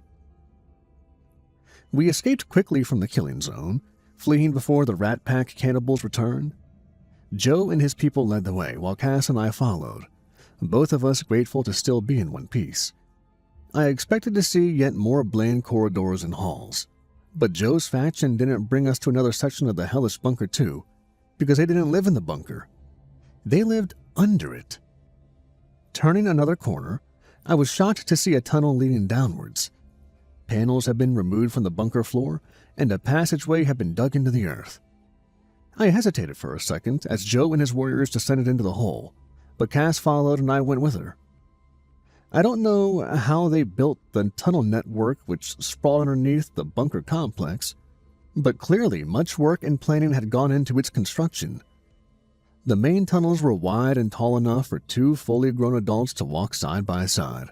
The support beams appeared sturdy and secure, and electric lights were mounted to the walls, wired up to a power source which I guess was located inside the bunker above. Set beside the main tunnel were rooms and halls, some appearing substantial in size. Guards were posted at intersections, and I saw people, including whole families, living underground. Ironically, this lower level seemed safer and more peaceful when compared to the chaos and savagery in the bunker above. We eventually arrived at a central hall where Joe invited us to sit, while his people served us water in tin mugs. I looked around at the red and blue-clad tunnel people, the dirt walls, and electric lights. Honestly, I felt overwhelmed by this new environment, but then I saw a familiar creature scurrying across the floor which brought me some comfort. It was Roland, my rodent companion who'd followed me all the way from Bunker 1. I smiled when I saw the rat approach, but was shocked by what happened next, as one of Joe's men rushed forward and brutally smashed Roland's tiny body with a heavy club.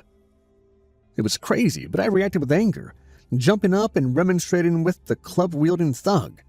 "Why did you do that? He was an innocent creature!" The man scoffed, but it was Joe who answered. "Look closer, Eddie." I did so, observing what remained of the crushed rodent. I expected to see blood and guts, but instead saw wires and circuit boards. This discovery left me shocked and confused. "I don't understand." Joe and Cass walked up beside me, and neither appeared surprised. "It's not an animal. It's a machine. A remotely controlled service unit sent by the topside controllers." "The controllers?" I repeated in bafflement. Joe and Cass shared a knowing look before the old man spoke. "You best sit down, Eddie. We got a lot to talk about." I did as instructed, feeling like I was through the looking glass.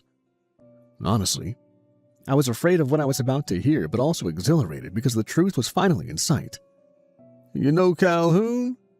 "Of course, I was one of his favorites once upon a time, but then he cast me out."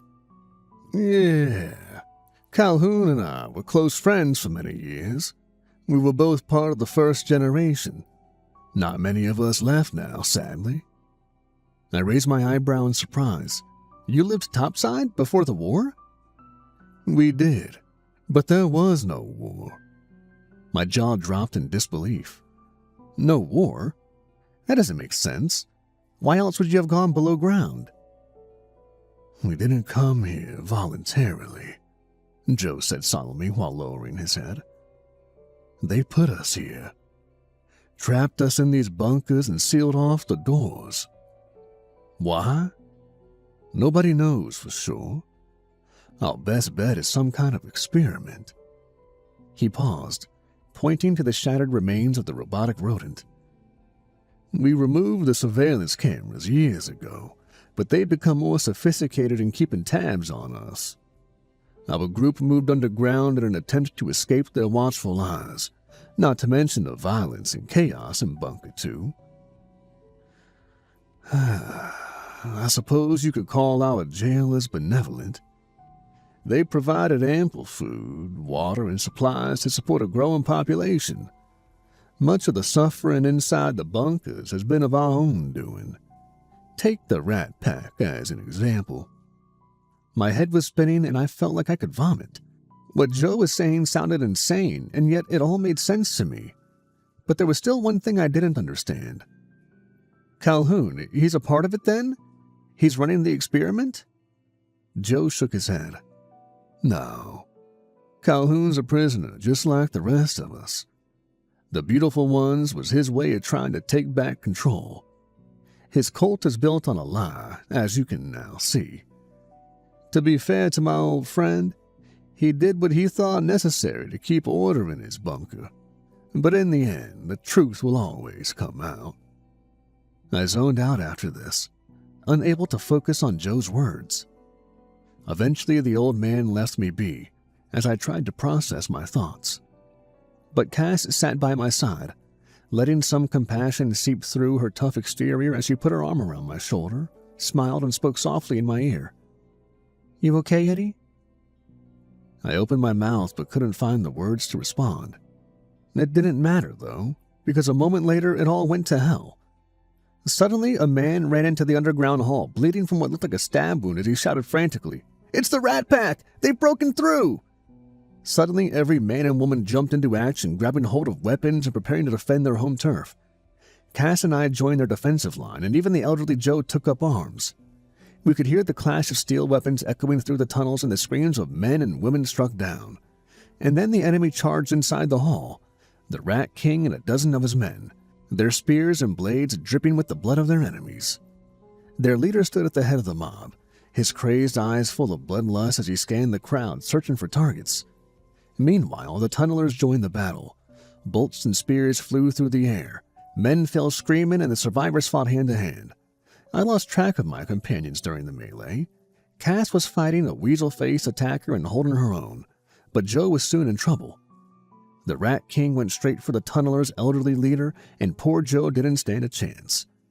I saw the old man fall with a knife through his heart. The hideous Rat King howled in triumph as Joe fell, the life draining from his tired old eyes. My heart was filled with fury in that moment as I charged forward, knife in hand. The Rat King was taken off guard. I don't think he was used to his victims fighting back. He saw me late and turned slowly, but I hit him hard, burying my blade in his throat. Shock and pain filled the monster's eyes as blood sprayed from the opened wound in his neck. He stumbled across the floor for a few seconds until his blood loss was overwhelming, and then he collapsed into a heap in the dirt. The battle continued around me for several more seconds, but then the surviving Rat Pack members saw their leader was dead and their morale broke. "The boss is dead meat! Let's get out! Let's get the hell out!" The surviving attackers fled, leaving their dead behind. Cass and I stood side by side, looking down at Joe's lifeless body. And in that moment, I realized that something had to change.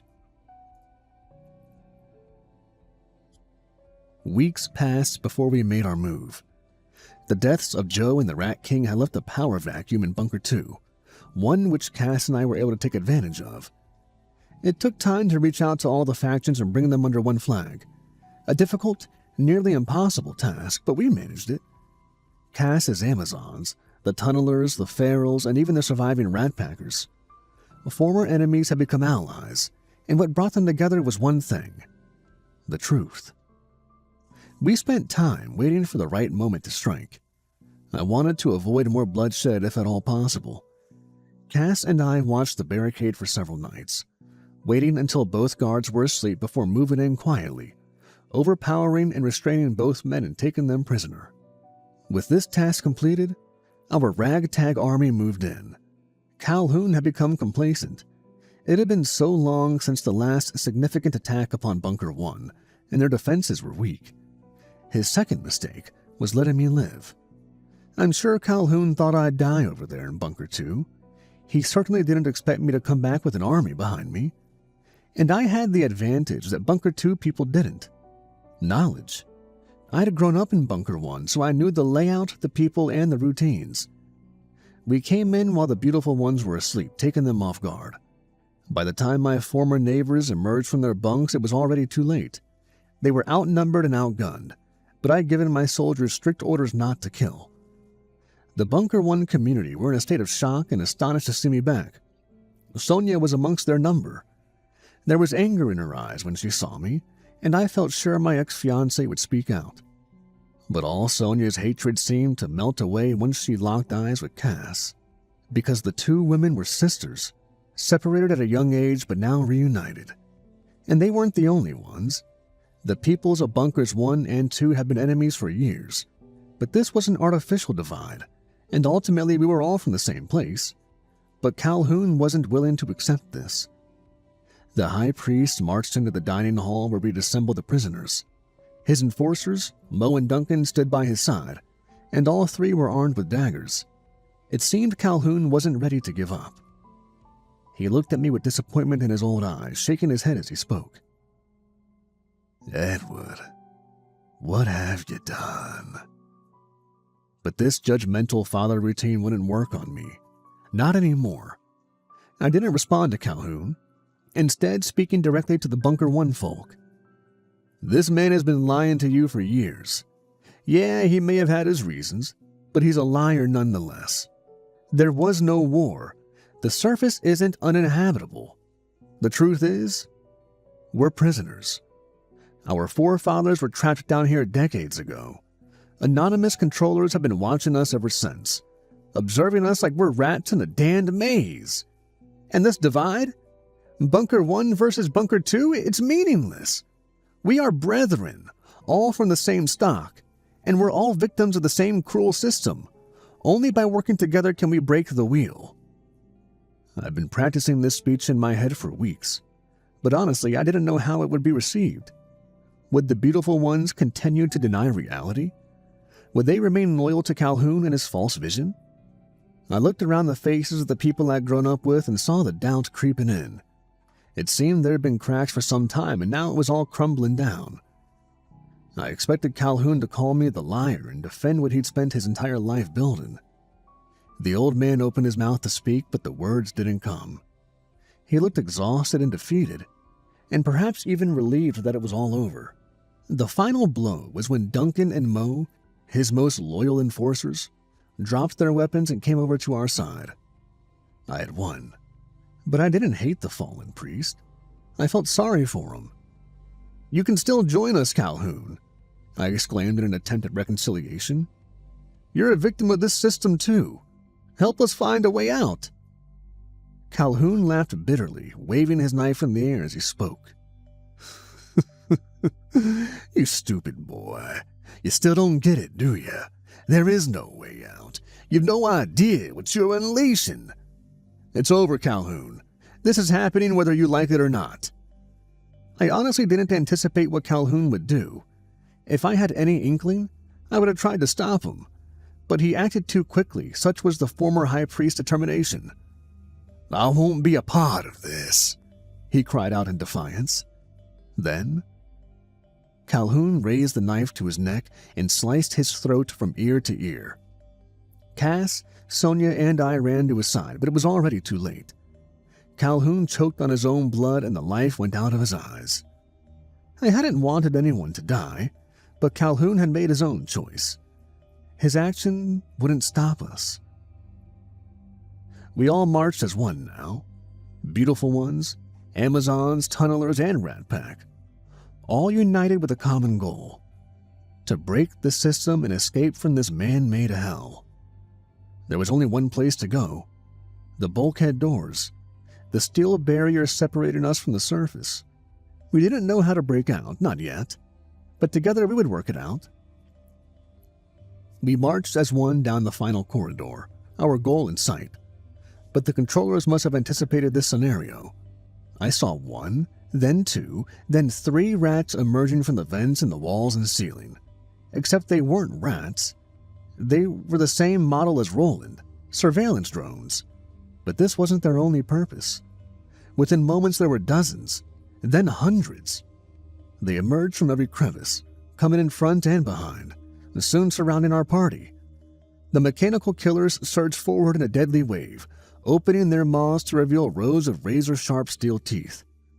One of our number fell, bit on the ankles and shin before being overwhelmed by a swarm of ruthless attackers who tore him apart. People screamed and tried to flee in a blind panic, knocking others down and crushing them in a stampede. Meanwhile, the rats kept on coming, tearing into human flesh. Many of our people fought back, smashing and slicing robotic rats with clubs and machetes. But there were so many of them. Soon it descended into a bloodbath as Calhoun's grim warnings came to fruition. Cass, Sonia, and I formed a defensive ring, protecting the children as we prepared to fight the desperate last stand. Our plan was a disaster, as the system had fought back with unprecedented brutality. And yet, as I faced a likely death, I felt surprisingly calm. Because although we might die today, at least we would die free. No longer prisoners, dwelling in the darkness.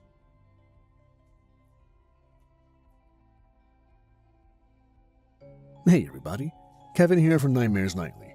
This is a story from one of my favorite authors, Woundlicker, aka Hell Tourist, aka Traveler, aka Finn McCool, and real name Mark Lynch. If you enjoyed this story, he's got plenty on the channel. Visit my playlist, Stories by Woundlicker. I think there's over 30 in there. Also, I'm going to leave one of his recent books down in the description down below, and if I remember, I'm going to leave it in a pinned comment as well. Check out his book. It is a story about hell, and it is full of adventure, let's say. He's a horror author, so it's really cool. I love his hell stories. They're some of the best out there. Please give it a look. And I think there might be a audio version out there, or maybe it's not out yet, but if there isn't yet, it will be at some point. Please give it a look and support the authors that help support this channel and channels like mine grow.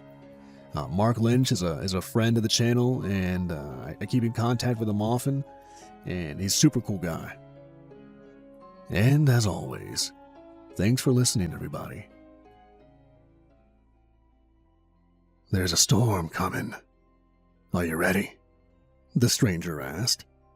I couldn't see his face as he was hidden by the darkness. I could make out his mouth to a point, his pure white teeth almost glowing through the pitch-black surroundings. A storm? Why do I need to be ready for that? It is not the storm, but what awaits within you should fear. Are you ready for that? Are you prepared to stay? I don't understand. Why can't you just tell me what... I felt my words catch in my throat. I was unable to convince them to even reach my mouth, let alone escape out into the world. Though I had been unable to see anything at first when the sky lit up with such vibrant flashes of lightning, I could make out the silhouette of the man. He just stood in place, holding a black umbrella above his head, still shielding his appearance from me. When the scarlet rain began to cast down upon us, I no longer attempted to focus on the stranger, only on the heavy, blood-like drops as they quickly formed pools around our feet. A decision must be made. Once you choose, your fate is sealed. When my eyes blinked open, I was sitting straight up in my bed, momentarily confused and somewhat dazed. The dream felt more real and at the same time more surreal than any I had ever experienced. I could still hear that deeply haunting voice reverberating against my eardrums, as though he stood in the corner of my bedroom still holding his umbrella. I chalked it up to nothing more than good old-fashioned nerves, with this being my first day of a new job. I'd done some security work here and there over the past few years, so I assumed my new responsibilities as a bona fide park ranger wouldn't be much different. I'd been through orientation and the like over the previous days, even though I would only be a glorified temp until I could prove one way or another that I could handle the full-time responsibilities. After the meet and greet with the others who worked the morning shift, Slade, the guy they referred to as the Chief or simply Cap, called me back into his office.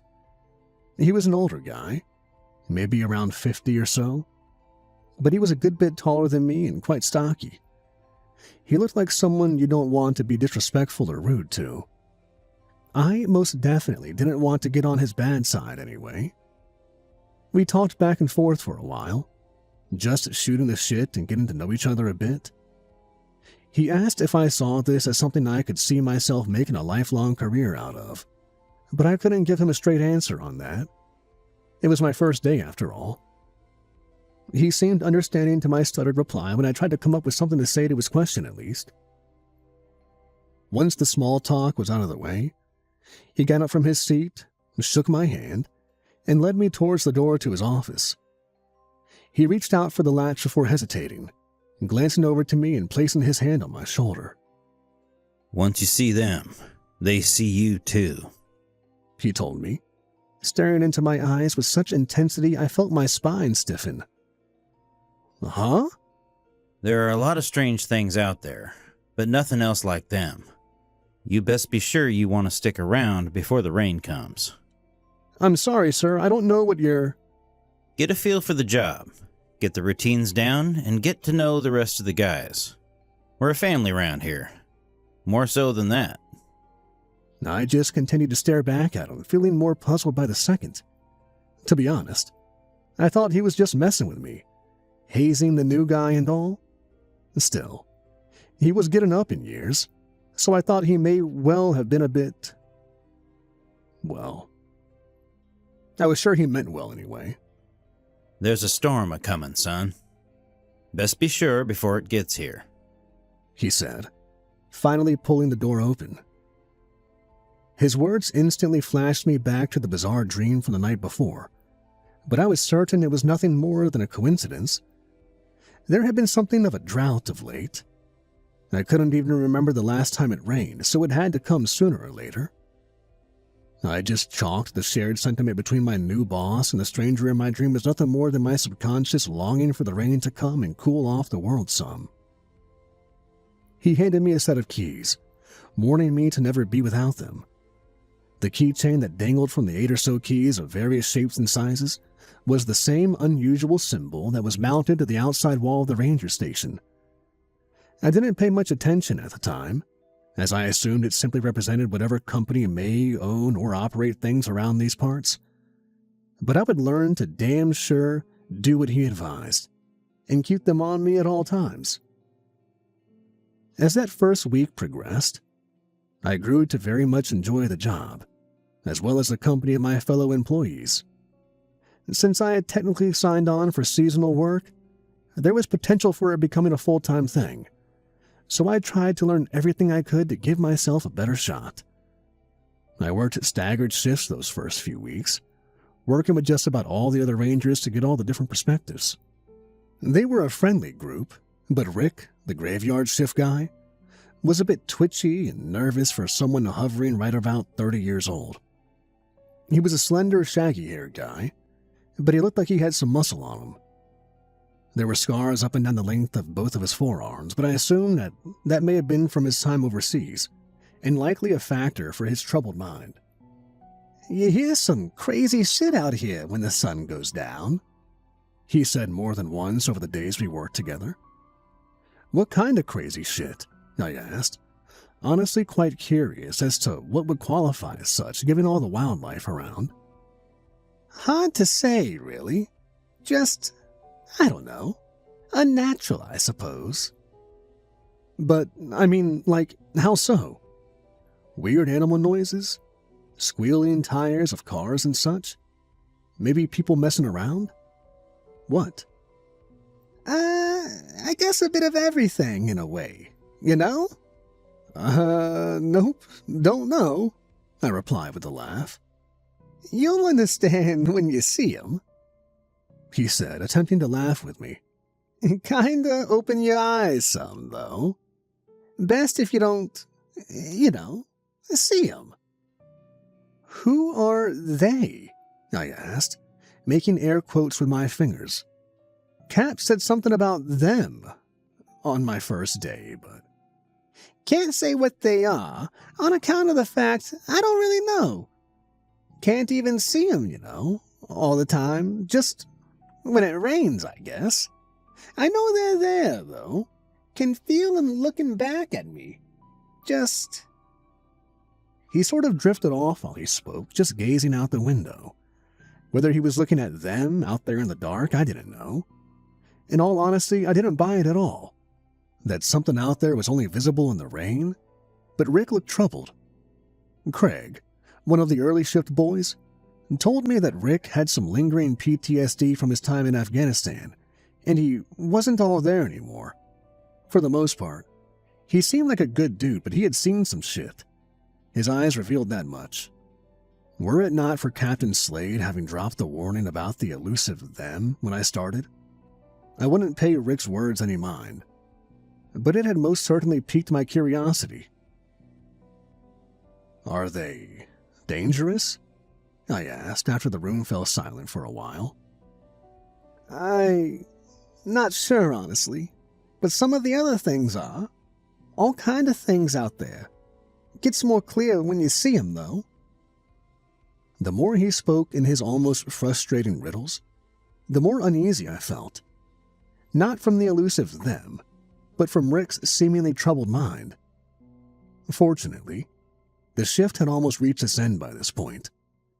I had grown more awkward and somewhat uncomfortable the longer we shared each other's company. So when the clock chimed to signify the morning crew should be arriving any minute, I almost jumped to my feet to ready my escape. Before I signed on for seasonal work, I hadn't realized what sort of schedule I may be working. I'd been to various campsites and parks before and witnessed a few ranger stations closing up shop for the night around 7 or 8. Had I understood that this particular area required 24-hour supervision, for some reason, I'm not entirely sure if I would have gone for it. But it would seem like I would be fluctuating my hours at least. Over the following weeks, I completed my training, grew far more familiar with most of the trails and more populated hiking spots, and had begun to feel like a solid part of the team. Being the new guy, I was still working a different shift each week, but I was okay with that. I would still have plenty of time off, plus guaranteed at least one full weekend off a month. Sure, the job didn't pay quite as much as I would like, but I would apparently get a healthy raise after becoming a full-time employee. Cap assured me it was entirely in my own hands, whether or not I wanted to become a permanent member, though I wasn't exactly sure what he meant by that. If I chose to just stick with part-time, my time with the Rangers would come to an end by around September, so I had a lot to think about. I had worked the job for about 2 months by the time I had yet another uncomfortable conversation, but I had already grown quite accustomed to such things. When the chief called me into his office, the expression he wore made me think he was about to fire my ass for a moment. It looked almost like he was intending to give me a piece of his mind, rather than asking if I'd come to a decision yet. That's how it felt to me at the time, anyway. So, how committed to this job are you? He asked, staring me down as though it was some sort of interrogation. I care about the job a lot, if that's what you're asking. Not to, butter my own popcorn too much, but I feel as though I've proved I can handle everything you guys have handed me so far. Yeah. The team has got nothing but good things to say about you, and you seem quite outgoing with the public and such. But that's not entirely what I'm asking. I'm sorry, sir, but I'm not sure what you're getting at. You understand why we close off the trails and damn near seal off the whole mountain when there's storms brewing? Well, yeah. It's too dangerous out there when it's wet, right? Yes, but also... Them, right? I said with a sigh. I know. Supposedly you can only see them when... Ain't no supposedly about it, son. I know you got your doubts, and I don't blame you none. But if you do intend on making this a full-time thing, you're gonna learn. You need to be sure. I don't know what to tell you, sir. With all due respect, and please understand that I do have the utmost respect for you, but all this them stuff? I don't know, it sounds like some crazy superstition or something. He just looked up at me from his chair, drumming his fingers across the wood of his desk. Judging by the especially faded and worn section his fingertips bounced against at the time, it would appear he had been performing this very ritual for years. You've certainly proven yourself, son. I can't deny that. Every task we've given you, you've performed admirably. But there's still so much more to our responsibilities than what you've seen so far. Oh, I don't doubt that, I said with a laugh. I'd be one arrogant son of a bitch if I thought I had everything down in just a couple of months. That's the thing, though. You ain't even seen a hint of what we're really here for. Not yet, anyway. Again, we shared the silence as we gazed at one another. He had such intensity in his eyes, but I still couldn't fathom where he was going with any of this. Yes, I had no doubt there would be far more trying times ahead of me, should I decide to stick around. But how bad could it be? I'd already had to lend a hand in breaking up a bit of a scuffle between a few campers who knocked back a few too many. Some of the guys and I even had to deal with a drug deal that was taking place behind the trees, but I handled that okay. Those fellas tried to get physical with us, and I held my own even if I did take a few hits. Still, should things get more out of hand than anything I'd seen over those first few weeks, I was certain I could deal with it. I'd seen my fair share of scraps when I was younger, even had to defend my little sister against our drunk father more than once, so I'm no stranger to either tough times or hard decisions. Supposed to rain this weekend, the chief said, finally breaking the uncomfortable silence. You okay with working Saturday and Sunday? Yeah, shouldn't be a problem at all, I replied, fully aware that I couldn't expect to have every weekend to myself. I want you on the graveyard shift for the next few days, too. You all right with that? Yeah, sure thing. You think about how you see your place here. When the rain comes, if it's while you're on the job, really think about it. You want to stay and be a part of this? Take a look outside. If not, might be best to just turn on the TV and tune out the world for a time. I wasn't exactly psyched to work the late shift, nor was I thrilled about sharing the office with Rick again, but I had a feeling Cap was testing me. I still hadn't given him a yay or nay on the ready for full-time question yet, but I was interested. I couldn't deny the strange superstitions of the group that had made me a bit uneasy, but I still liked everyone I had worked with so far, even Rick, when he wasn't being so, well, dramatic, I suppose. To my surprise, when I came to work the following night, it would seem I would be working alone. On one hand, it was quite intimidating to be left to my own devices for the first time, but on the other, it would be incredibly peaceful to have the place to myself. The times I'd worked the night shift before, little to nothing happened, other than the occasional phone call or making rounds to pass the time. It had already begun to sprinkle during my drive to work, and I had to manually open the main gates at the base of the mountain, as they had already shut everything down for the storm. When I rolled into the station, Sarah and James had made a little small talk, before almost ordering me to give them a call if anything came up. James is a pretty big black guy, even taller and more stocky than the chief. He's super friendly and almost carefree in the way he carries himself, though he looks like the type who would fit right in as a bouncer at one of the more popular hotspots in the city. Sarah's maybe a half-foot shorter than me, but very pretty, with big hazel anime eyes and curly dark hair. She comes off as really sweet and friendly, but I get the feeling she could kick some serious ass if a situation called for it. Given how quiet everything had grown outside, I assured them they had nothing to worry about. I didn't want to just flat out admit that I would likely just take a nap after a while, as I didn't see myself making rounds in the rain. Also, with the day shift having seemingly run everyone off the mountain before the first drop hit the ground, I was certain it'd be a peaceful night. "If you do go out there," Sarah said, wearing the expression of a mother lecturing her child, "make sure you've got your keys with you." "Oh yeah, the last thing I need is to get locked out," I replied with a laugh. "No, it's—" "He's got this," James said, laying his hand on Sarah's shoulder. "We all had to handle the first one solo. You got this, right?" "Hell yeah," I said, still chuckling a little. "Just be safe, yeah?" Sarah said, giving me a concerned smile before she and James walked out. I rolled my eyes at the overly dramatic performance my colleagues were putting on, but I did give an absent-minded jiggle to the keys dangling from my belt loop to ensure they were in place. With the place all to myself, I kicked back, switched on the TV in the lounge, and kicked back on the couch. Maybe an hour or so after the previous shift had headed out, the bottom fell out. It sounded like a veritable monsoon was hammering against the walls of the cozy cabin we called a ranger station. Even with the brutal wind sounding as though it was thrusting the trees themselves against the exterior walls, it didn't concern me much until the TV lost its signal. I don't mean to sound like I was just trying to ride the system and whittle the hours away watching TV, but I suppose that had been my plan up until that point. I gave a heavy sigh, staring at the static on the screen until I just turned the damn thing off.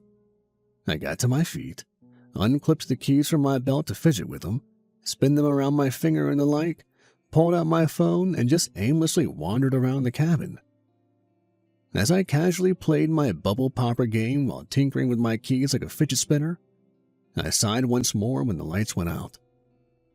I could feel the absence of air conditioning almost immediately.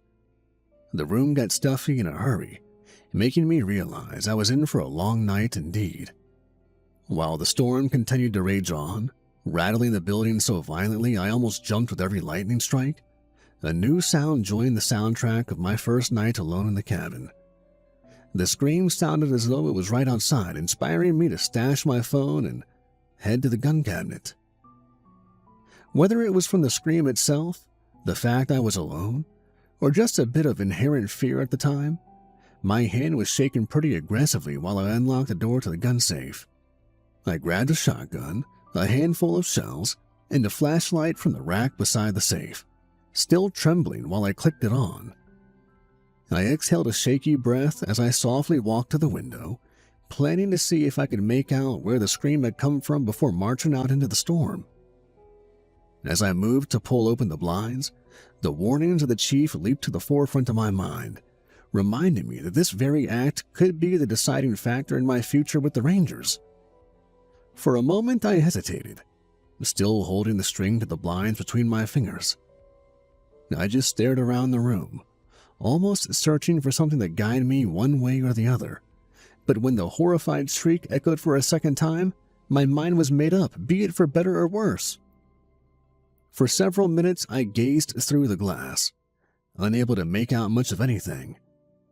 When the power went out, it had also snuffed out the street lamps, which left me just glaring into the darkness and the rain beating against the glass.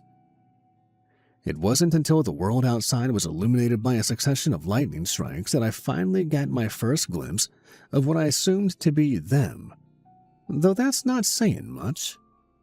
That first flash allowed me to see little more than the rain itself, looking like a veritable hurricane with how heavy and violently it beat across the ground in the cabin. The second strike revealed something my eyes couldn't quite register at first, but it was enough for me to focus on that spot for the next one. When the third lit up the world below, I felt my mouth droop and my eyes widen when I saw the shape almost silhouetted by the rain.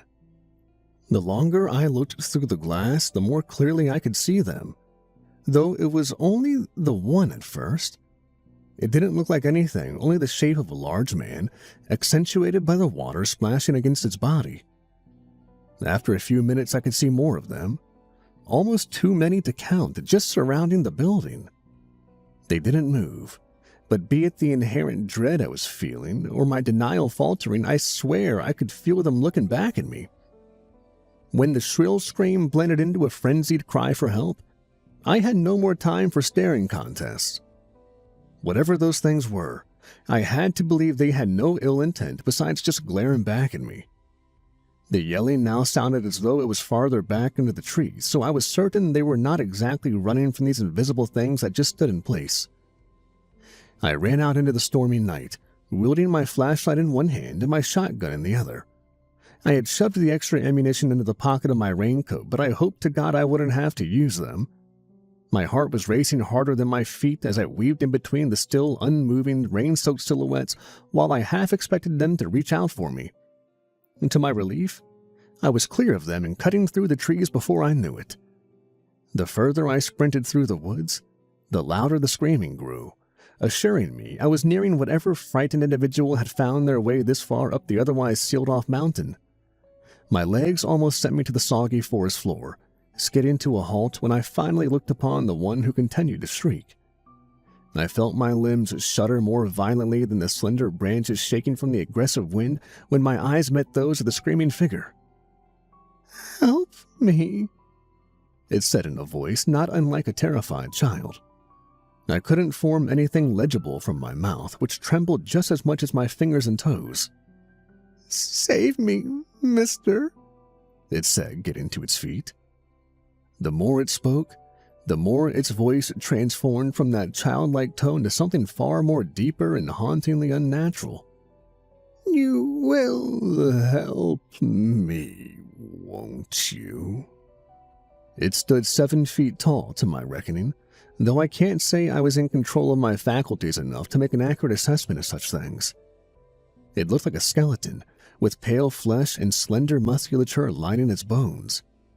Its face was long, with its pointed chin almost touching the top of its chest, even with the neck that appeared just as lengthy as its scrawny forearms. When my flashlight slipped from my fingers, I could only make out its features in between flashes of lightning, each one revealing it had neared since the last. It looked as though its arms and legs had 2 joints for every one I had, making its staggering movements in the sporadic light even more unsettling to look upon. As it opened its mouth wider to reveal thin and pointed teeth, it appeared as though its jaw did not hinge, but simply dropped open as though it had pistons behind its wafer-thin cheeks. The emaciated and sunken chest heaved as it moved closer, accenting its ribs that seemed to double my own in number. Those insanely lengthy legs darted right at me, until I could finally make out the pure and almost shimmering white of its eyes. There were no irises to speak of, only tiny, round, blackened dots in the dead center of the otherwise milky pool of its gaze. "Do something!" a voice in the back of my head yelled out, but I couldn't convince my paralyzed limbs to move. It wasn't until the thing shrieked out again in that shrill squeal that almost caused my bladder to rupture from within that I finally forced my body to listen to me. It reached out towards me with those slender arms shifting at its inhuman angles, while I moved my limb, training my loaded shotgun before me. I pulled the trigger, releasing the shotgun spray directly into the midsection of the horrendous creature. Since I had only managed to take possession of the hand that held my weapon, my inability to stabilize the damn thing before I fired kicked the gun right out of the fingers that barely gripped onto it. As soon as the shell discharged, I felt it jerk my wrist and elbow to the side, sending my only weapon to the ground. Though the skeletal creature shrieked more aggressively when the shrapnel tore into its gut, it was only momentarily stunned. My weakened knees dropped me just as hazily to the soggy forest floor as the low-flying shotgun had only moments before, while I watched the torn flesh and tissue repair itself before my eyes. "My God!" the voice in the back of my mind whimpered. "What can I do?" The thing let out another squeal, but it was not one of anguish or pain. If I had to wager a guess, I would assume it was laughing. Its arms flailed wildly as it gyrated with its nauseating howl, which only sealed the reality of my fate in the recesses of my mind. I would not survive this. When it settled back down from its fit of maddening laughter, it just stared at me. It had me whipped and I knew it. Hell, I knew it too. But I just couldn't fathom how to do a damn thing about it at this point. When I gazed up at it, attempting to accept the inevitability of my mom and sister being able to cash in my life insurance policy, another bright stab of lightning revealed something I hadn't noticed before. Its pale flesh had scars across it. Not remnants of tears and gashes or even shotgun spray to the gut, but symbols burned into it. Not just any symbol, but the one that adorned the outside wall of the ranger station, though these were about the size of a keychain. I reached for my belt, my heart racing with the prospect of a possible manner of escape. A desperate plea of preserving my worthless life that crumbled in an instant when I realized my keys now lay upon the shelf next to the gun cabinet back at the cabin. "No," I whimpered, my heart sinking into the pit of my stomach. I exhaled one last trembling breath as the thing leaned over at its lengthy waist, reaching out for me with both of its hauntingly unnatural arms, steadily twisting as they neared. I could smell the sickeningly foul stench, drifting from the blackened tips of its fingers as they closed the gap between us before I closed my eyes, bracing for whatever it had planned. When the gunshot rang out, I almost confused it for a violent clap of thunder at first. As the sticky fluids and grizzled tissue sprayed across me, my eyes blinked back open to see the thing glaring at the meaty stump of its left hand before another bullet tore into its chest. You okay, kid? Slade said, panting for breath while James and Sarah beat the creature away from me with the butts of their guns. I still couldn't quite produce words, only looked on as the creature regrew its hand while each wound inflicted by my colleague sealed shut before the next. Once they had it down on its knees, they pulled something from their pockets, pressing it against the flesh of the beast. The thing shrieked out in agony from the circular crests burning its skin, leaving that same symbol that hung from my keychain in their wake. While the injuries inflicted by our weapons faded within moments, those charred into it from the bizarre symbol remained reddened and angry. Slade helped me back to my feet before the thing pushed away from my associates, attempting to get to its feet and sprint back into the woods. When James kicked the legs out from under it, Sarah drew a lengthy machete from her hip. They moved so quickly, coordinating each attack so flawlessly that I could barely keep track. James finally pinned the thing to the ground, pushing the heel of its boot away from the withered chest of the flailing creature. With one swipe of her blade, Sarah separated that horrendously long head from the slender neck, kicking it to the side like a soccer ball when the work was done. I still just looked on while they severed each limb, before gathering up the dismembered parts in thick garbage bags once it was split apart into easily manageable servings. Only moments prior, I was certain I would not live to see another day, so I didn't speak a word while they handed me a few of the bags before helping me back to the station. Nobody acknowledged the things only made visible by the pouring rain as we left the trees behind, nor did anyone speak up until we got back into the cabin. Slade walked down to an apparent basement I never knew about, after tossing the bags down the stairs while James and Sarah fished some towels from a closet. Moments later, after the rumblings of something below, the lights flickered back on. Sometime later, the chief came back up from the lower level, panting slightly as he rubbed his brow at the back of his forearm. I had no way to know what exactly he did to dispose of the pieces of the creature in the woods, but that was only one of so many questions I had bouncing around in my mind at the time. Probably should have told you about the generator downstairs, Slade said with a chuckle, giving Sarah a grateful nod for the towel she handed him. Probably should have told me a lot of things, I replied, almost coughing on the first words I'd spoken in what felt like hours. You wouldn't have believed them, Sarah said, vigorously scrubbing the towel across her thick and wavy hair. I know I wouldn't back then. James was just staring out the window while attempting to dry himself off, only looking back from time to time to give it a green nod or smile. Sarah went to the kitchen, coming back some moments later with a tray holding our 4 steaming cups. I hadn't even realized how frigid my flesh was until the hot coffee flowed down my throat. I could feel its warmth spread through me the instant it entered my mouth. Slade handed me some blankets before we all gathered up in the lounge, sitting around like huddled-up kids at a sleepover. They can see you now, he said, gesturing with a tilt of his head towards the window in the lobby. The invisible guys? I asked, almost laughing at the absurdity of it all. The Watchers, we call them, on account of that's all they do. They don't mess with us, and we don't mess with them. But when they're out, well, so are the others. He cut his eyes between each of us while he spoke, though I still had no doubt the rest of the room's occupants had been through this speech before. Still, he didn't come off as our boss at the time. The way he talked felt more like a close relative or a dear friend telling a tale.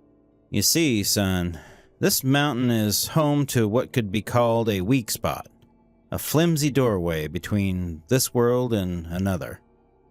For some reason, things can't get through one way or another on any normal day, but when it storms, well, that's a different story. Can't say why, as I'm sure it's way above my understanding. But something about the rain opens that door up further. That's where we come in. So, what are we, like? I don't know. The guardians of the storm or something? I asked, still fighting back a chuckle at how silly the concept sounded. Hell yeah, James said with a smile, cutting his eyes at Sarah. I like that. We should put that shit on a t-shirt. We all laughed at his enthusiastic reaction to an otherwise insane conversation. If nothing else, that moment of levity allowed the tension in my back to release for the first time in God knows how long. Once the laughter settled down, the room fell silent. We all sort of stared into our cups or around the room, but I knew there was more to be discussed, given the nature of what our jobs entail. We've all been through something like this, Sarah said, giving me a somehow compassionate smile. But we were nearby the whole time. Yeah, we wouldn't leave you alone on your first storm. It's just, I guess, part of it, you know? James said, sounding equally as understanding as Sarah. You gotta feel alone with it to appreciate what it is we're protecting people from out here. I don't know, man, I replied, giving him a smirk. I think I still would have been freaked out if I had a whole damn army with me. While we talked back and forth, another question occurred to me. So, if the door, I don't know, swings open when it rains, I mean, are those things still out there? Rest of the team is out there right now. We'll be until the storm calms. Should we be out there too? Believe it or not, this isn't a bad one. Besides, everyone else is out by the gateway. Yeah, every now and then a stray gets by, but we keep the main group at the door, and the rest of us stay back to catch any that get through. You'll get the feel for everything soon enough, Slade said, giving me a more compassionate look than I thought him to be capable of. One thing you need to prepare for, though. It's all hands on deck when it storms. As the night progressed, they explained more about the doorway and how it's up to us to fight back against anything that comes through. I couldn't quite understand how something like this couldn't be left in the hands of some government-run military force, but Slade just said it's best if those in charge didn't know about the rips in the world like these. Yeah, I couldn't deny that it was scary to think of what the all-powerful people of the world could do with something like this. But could a handful of half-assed trained rangers do enough to keep this concealed? As it turned out, I was about the only one who was half-assed trained at the time, something that would be remedied very soon. Before the storm finally calmed down, Slade asked me once and for all if I was ready to be a full-time member of the team. I was scared. I can't lie about that fact. But how often does some average asshole get the chance to make a difference in the world? I told him I was in before the words even left his mouth. Something that inspired the rest of the room's occupants to act like it was my damn birthday or something. Slade looked downright proud as he clapped me on the shoulder while shaking my hand so enthusiastically that I thought it might just pop right off. He laughed pretty hard when I said that very thing. And it was only then that I realized I had never seen him smile before this night. When the morning crew arrived, they all took turns shaking my hand and truly welcoming me on board. After the chef gave them the news, they would likely take turns sleeping off the busy night. But that was just another part of the routine I had to look forward to. When I finally got back home just a little while later, I passed out as soon as my head hit the pillow.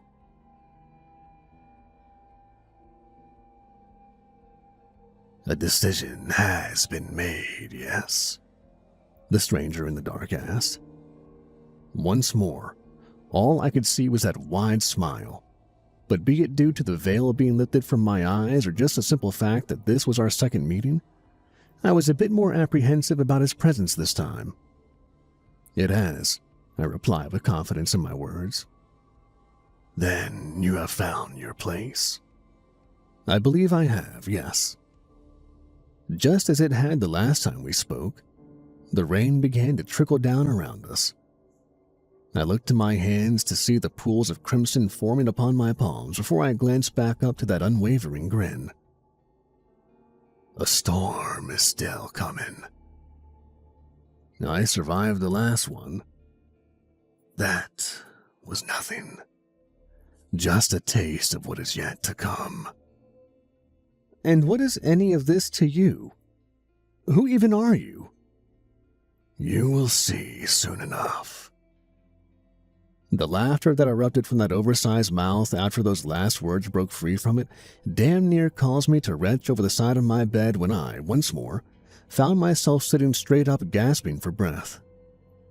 I planned to ask Slade and some of the others if they've experienced any strange dreams featuring this unusual individual, but I'm sure it's nothing more than my subconscious, getting carried away with my new outlook on the world. I still have a lot to learn, and the guys pretty much guaranteed that my training is going to be far more removed from a simple walk in the park, but I think I'm prepared for it. I am most certainly intimidated by what else could be out there just waiting for us in the storm, but I hope I'm strong enough to handle it. Slade told me they'll have a local tattoo artist come to the station within the next few days to hook me up with the same ink they all share. The symbol that hangs from the keys I'll be damn sure never to be without again. I hope to find out what that symbol is, or at least what it represents. But that's only one of the many things I have yet to learn. Depending on how things go with my training, I'll try to post more soon. Just rest assured that next time the heavens open wide, cleansing the world below with its ferocious storm, we will be out there, lending a hand to keep the other side from breaking through. It may not be what I originally signed up for, but I think that for the first time in my life, I have truly found where I belong. Be it for better or for worse, well, that remains to be seen. One of my earliest memories are from a funeral. At the time, I didn't understand that it was a funeral. It's a confusing thought. I wasn't scared or sad. It was just a lot of people that I knew gathered in one room. A lot of them were upset, that much I remember. But there was something else. There was a man in the room resting on a big table. There was an older woman in a robe talking to us in a soft tone. At some point, my mother picked me up and we walked to the man on the table. He was being wrapped in plastic. I cried and my mother rocked me in her arms. I didn't understand that the man was dead. But how could I? I'd never seen anything die. A couple of the older kids were giving blow dryers to help shrink the plastic. My mother put me down while she helped turn the body to get the wrapping right. I retreated to the end of the table where I played with my favorite Ninja Turtle toy. When no one was looking, I pricked a hole in the plastic, just between the man's toes. It was an accident. I was playing and the toy had a sharp edge. I was a bit embarrassed, so I didn't say anything. We all sat there for hours, singing songs and talking in hushed voices. The old woman in the robe was so kind and careful. I remember her stroking my hair and kissing me on the cheek. All the children of the town were there, both the infants and the teenagers. They didn't want us to sleep, but we couldn't help it. They gave us candy to keep us motivated, but I still nodded off. I was barely awake when I heard the noise. I remember the plastic turning this thick, ink-like black. Then something slipped out right there in that hole I poked between his toes. Something moved. I remember drawing in a cold breath that made me choke. It was so cold that I could feel something crystallizing down my throat. My voice burned and my heart kept beating louder and louder. I didn't understand what was happening.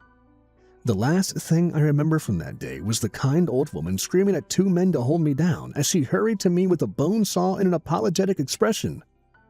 Next thing I remember, I was in the hospital. It wasn't that bad. Getting fed through a tube in your arm is weird, but I got so many toys and comics from that day that it felt like Christmas all over. I had aches and pains, but they passed. Once I was okay, my parents sent me to live with my aunt in a neighboring town. I didn't like it, but they painted it as this great opportunity and a chance to meet new friends. They said it was temporary, and I believed them. I hadn't met enough liars to know the signs. That temporary solution lasted all through my childhood. My aunt is a wonderful woman, and how she managed to care for not only me but my 2 cousins is beyond me. My parents would send her money, but they would never come to visit. We never talked about them. And when they passed in the winter of 2016, I wasn't told until long after their funeral. I can't say I miss them. I wish I could, but I can't. After high school, I decided to pursue a degree in anthropology. I don't want to attribute all my interest to that first memory, but I can't say it didn't have an impact on me. I had no idea why our burial ritual had been so strange compared to anything I've read. We bury our dead in coffins, in the ground, or cremate them. We don't shrink wrap them in front of an audience. For the longest time, I thought it was something I made up. A bad dream brought on by a nasty fever. But the more I thought about it, the more I had to know for sure.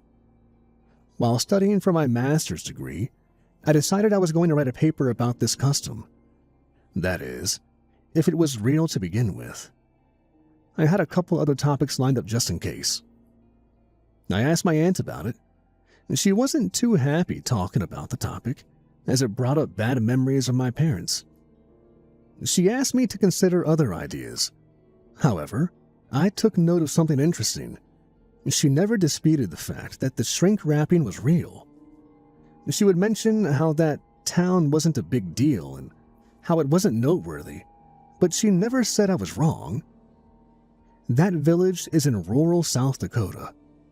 If you follow the Run-Along River, past the town of Hilltop and the wheat farms, and far enough to the northwest, there is a hillside community with about 550 people.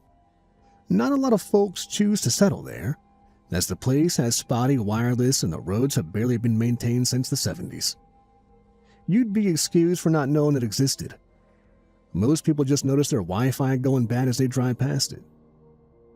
Those who live up there are mostly retirees, but there's a couple who make their living doing seasonal jobs for the surrounding farms and ranchers. There's a grocery shop, a couple of truck drivers, and a church. If you follow the main road, you get to a bus stop. There's a preschool, but not a lot of children. Despite my aunt's disinterest, I decided to pursue this topic. I called up the village priest. The one I remembered was already an old woman, so I figured there'd be someone else attending the flock. Turns out I was right. I got in touch with a man named Pastor Oswald. He picked up before the second dial tone. I was sitting in my car at the time, holding my phone with my cheek as I scribbled in my notebook. "Pastor Oswald?" I asked. "I hope I got the right number." "Sorry, I don't get a lot of calls. Who am I speaking to?" I introduced myself as a master's student in anthropology and explained my interest in their burial rites. I didn't bring up the details of my past, thinking this person probably didn't know about me either way. I explained how I was there to interview and observe, for academic purposes. Pastor Oswald waved it off. "No problem at all. We have a ceremony scheduled 2 days from now that you're welcome to attend. Respectfully, of course." How could I say no? I drove out there on the day of the ceremony. I was told it would be held later in the evening, so I had plenty of time to make myself reacquainted with the town. I took a detour off the highway and noticed my internet connection going spotty, so I knew it wasn't far. There was something familiar about the smell. It's strange how well something that small sticks with us. Just from taking a deep breath, I could tell I'd been there before. Springtime never really changes. It was just that time of year when it's still uncomfortably cold, but the sun shines so brightly it stings your eyes.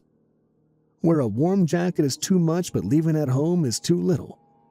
That in-between space where nature stays by the door like a cat, meowing at you to open but not knowing if it wants to leave. I found the bus stop and subsequently the road leading into town. I don't think I've ever seen a more beaten up patch of asphalt. There had to be some other way for trucks to get up there that I don't know about. I could hear my insurance premiums cry as the shock absorbers struggled to keep pace. The town church was a classic white with a small turn-of-the-century Midwestern bell tower. I couldn't see the bell, though. There were a couple of cars parked outside, but no one seemed to be around. I knocked a couple of times on the big double doors, but no one answered. I figured I'd give Pastor Oswald a call, but I couldn't get a signal through. It was the middle of the day, but there were a couple of people milling about. Mostly older folks walking their dogs or buying groceries. Out of all the people that passed by, 3 of them were under the age of 60, and they might have just appeared younger than they really were. The grocery store had a bit of a cafe corner where you could sit down to have a sandwich. It wasn't so much a coffee place as it was a collection of chairs scattered around a handful of wobbly tables, with a couple of handwritten signs showing the price of drinks. It looked way too cheap, but that's probably because they hadn't adjusted for the past 6 years of inflation. I grabbed a seat by the window, looking out over an abandoned street. A couple of crows had made their way into a trash can and threw garbage out there like there was no tomorrow. They looked like they knew what they were doing. More young birds than there were young people. As I sat down for lunch, a peculiar man walked in. He was in his early 50s, with a shaved head and a 5 o'clock shade lining his jaw. A bit of a beer belly, but he had these really clear green eyes. He gave me a long look, stopped, and circled back. He pointed a finger at me and cocked his head. "I know you. How do I know you?" "I don't think you know me. Sorry." "Now hold on." He sat down across from me, still thinking out loud. Then, pointing again, he started listing names. My mother, my father, my aunt, a couple of my cousins. Then something clicked. He snapped his fingers. "Don't tell me. You're Henry's kid." "Got me there," I admitted. "You see the family resemblance?" "Don't you?" I raised an eyebrow at that. He looked at me like I was an idiot. "Jerry. Uncle Jerry. Dad's brother?" "I never heard of an Uncle Jerry." "Figures." He reached out a hand. I was hesitant at first, but he had a genuine smile. That, and he had managed to list a whole bunch of names from my family, some of which I barely remember myself. He was the real deal in one way or another. I shook his hand as he started firing off a bunch of questions. We had a lot of catching up to do. We spoke for hours. He was pleasant to talk to, and the more I looked, the more of myself I could see in him. We had the same ears, for example, and the space between our front teeth. I told him about my studies and the peculiar memory of the shrink wrapping. He perked up at that. "They still do that. It's the strangest thing." "You know what it's about?" "Yeah, I'm surprised you don't, given the circumstance, you know." "What are you talking about?"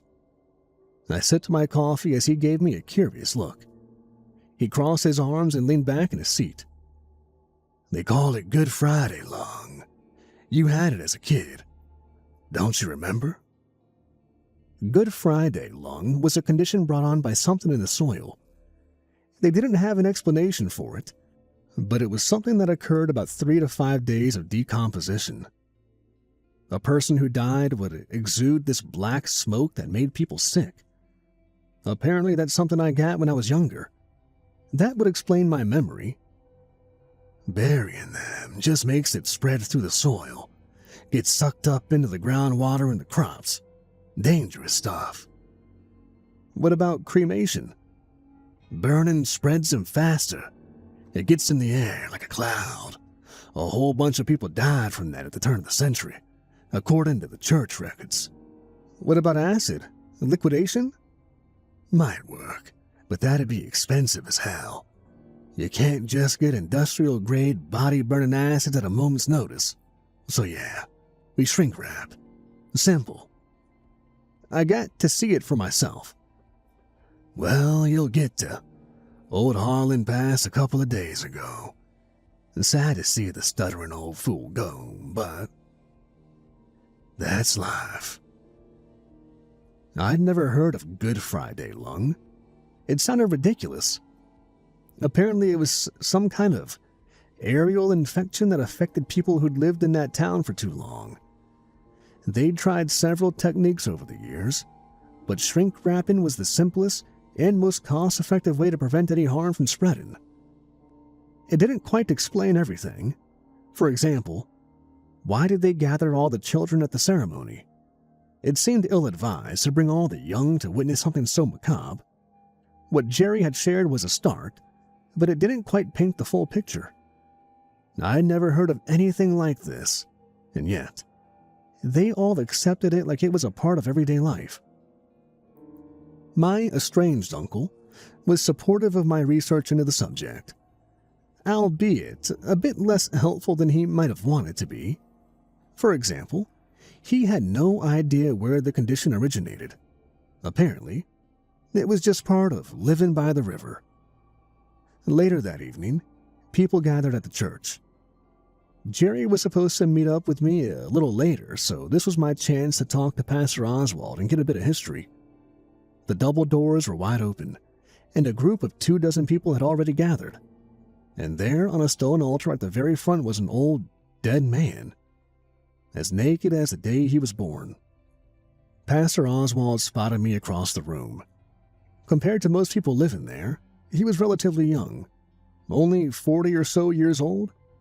He had these big glasses and an aw-shucks kind of demeanor to him. I could easily see him as someone willing to geek out at some kind of convention. He shook my hand and invited me in. "Glad to see a new face," he said. "These are trying times, but it's important to challenge perspectives." "I hope I'm not interrupting." "Just don't touch anything and you'll be fine." He showed me around the room and introduced me. There were 2 men by the back that were supposed to transport the body after the ceremony, locking it in a crypt. There were a couple of volunteers helping with the plastic wrapping and turning the body. Then there were the children. As part of the ceremony, about a dozen children were there to help out. Most of them were given blow dryers to help the plastic shrink wrap into this vacuum-tight seal. I had a couple of questions about that. Is there a particular reason why you're involving the children? They're most susceptible to the condition. If someone gets sick, we need to know right away. That's why it's best to keep everyone around until we know the seal will hold. Involving them in the ceremony keeps them close and occupied." "Then why not keep them in the back or the other room?" "Then we can't immediately see if they get infected. They also get impatient from the waiting. Then why are there no paramedics around? Or doctors, maybe gas masks, or..." "It ain't that kind of condition." While Pastor Oswald still smiled, I could tell there was something in my line of questioning that poked a nerve. I slowed down, brought out my notebook, and took it one question at a time. "Then what kind of condition is it?" Pastor Oswald mulled the question over as he double-checked his equipment. There was a veil that was supposed to go over the body once the ceremony was complete. There was a wheeled gurney to roll the body out to be sealed in a communal crypt. Those things I expected. What bothered me was the table with instruments and songs. Flutes and tambourines, child-sized. "We've had a lot of people trying to fix it over the years. They can't find a source. They can't even tell if you have it or not. It's not until the moment you lay dead and the decay sets in that the condition reveals itself." "And by then you want them contained?" "Exactly. But as far as prevention goes, or the source of the contamination, your guess is as good as mine. I just know that it's been here a long time and will probably be here long after you and I are gone." "Then why not just move?" "Well, if you have it, you'll just be bringing it somewhere else. A lot of folks don't want to take that chance, so they decided to stick around. But as you might have noticed, there's a lot less people living here than there used to be. So, in a generation or two, who knows?" He handed me a small bowl full of wrapped chocolate mints. I took one and smiled as he hurried off to help an older man with a walker. The ceremony started at about 9 p.m. Most people sat down in the pews, but the children were sat up front by the altar. Pastor Oswald spoke in a very calm and reassuring tone. He explained it as a blessing, a challenge of faith to be overcome. In these trying modern times, we often forget about the imperceptible things that shape our lives. Things like the way the wind carries our breath, how the moon shines through our window when the power goes out, how faith lifts us out of bed to carry our burdens. But men like Harland know these things. They know them well. It was a beautiful speech. I remember to take notes, but I was a bit distracted. I didn't even notice Uncle Jerry sneaking in to sit at my side. I was about to say something to him when he raised a finger to his lips, showing me I ought to stay quiet. Pastor Oswald painted this ceremony as a reassurance of faith, that we are willing to do what we must in order to retain the natural order of things, that we must not let Harland be remembered as something harmful to the community. The ceremony was explained as tying a final ribbon on a life well lived. There were a lot of songs and hymns, some which I'd heard before, some not. Jerry seemed to know all of them by heart. Some kids helped out by playing simple instruments or tapping their feet. There was an older woman playing the church organ. Pastor Oswald had a surprisingly strong voice. Harlan's widow described her husband's love for the outdoors and how he loved to take moonlit walks by the wheat fields. She urged everyone to take the scenic route home that night, as it was a full moon, to maybe get a sense of what he appreciated so much about the open sky. It was a nice thought, and I could see more than a few tears among the audience. Her jab about his chain smoking got a couple of laughs too. As the ceremony neared midnight, the children were asked to come up to the plastic-wrapped body with their blow dryers. As the machines began to whir, I could hear the plastic creak as the wrap tightened. It didn't take long. All of a sudden, the man on the altar had gone from a person to a package, anonymous and generic. As the songs continued, I noticed a shift in the room. The plastic was slowly turning gray, and the two men who were charged with moving the body were on high alert. But not towards the body. They were looking at the congregation, the children in particular. The parents were too. It's like no one was really watching the dead body in the room. Something was changing. As the plastic turned completely black, everyone seemed to breathe a sigh of relief. The plastic seal seemed to hold. Pastor Oswald cheered, and the congregation cheered with him as they celebrated and gave thanks. The body was carefully moved to the wheeled gurney and covered in a thin veil. The two men wheeled the body out, and I got up to follow him. Pastor Oswald stopped me with a hand on my shoulder. "I'm sorry, but you can't come with him. It's a safety measure." "Not even from a distance?" He rolled his eyes a little and looked around the room. One of the kids was pulling on his sleeve, demanding his attention. All right. From a distance. Just don't touch anything, you understand?" "I'll keep my distance." He mouthed a silent thank you as he diverted his attention to a young boy wanting to show off his tambourine skills. Most of the children were being taken home. The ritual was over. I followed the two men outside. There were no graves, only mausoleums. The men stopped as they realized I was following, but I assured them I'd keep my distance. They nodded at that and continued rolling the body down a path. The wheels on the gurney struggled against the gravel. They were in the middle of a casual conversation, not really related to anything. Perhaps this was a bit of a routine for them. Given the average age of those who live there, that wouldn't surprise me.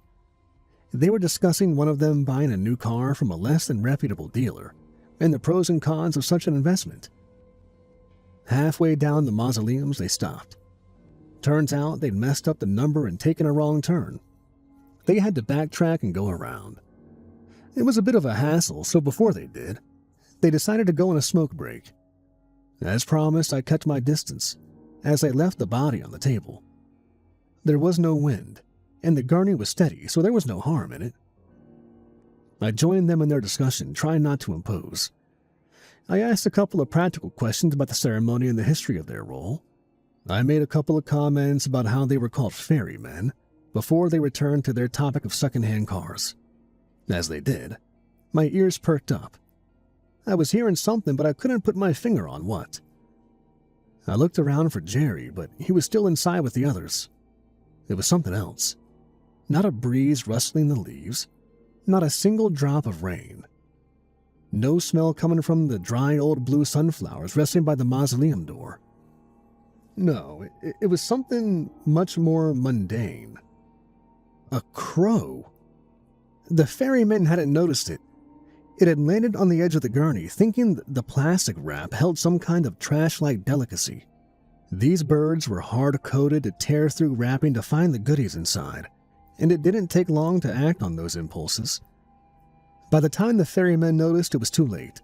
The crow poked its beak straight through the plastic as a black gas seeped out. It's hard to explain exactly what it looked like. It was a gas, but it moved like a liquid. But that's just the thing. It moved. Not just poured out, it moved with purpose. It swayed from side to side before dissolving into the ground. The ferryman freaked out as a confused crow took flight. Ah, damn it! Fucking damn it! He got out! One of them sprinted for the church. The other hurried to the gurney and brought out 3 sets of straps from underneath. He positioned them over the legs, chest, and head of the body in a trained routine. And seconds later, the body moved. It wasn't a conscious movement as much as a spasm. Some dying mechanism triggering at full power, causing the whole body to flex. If he hadn't tightened the straps, more of the plastic would have ripped. There was still some black inside.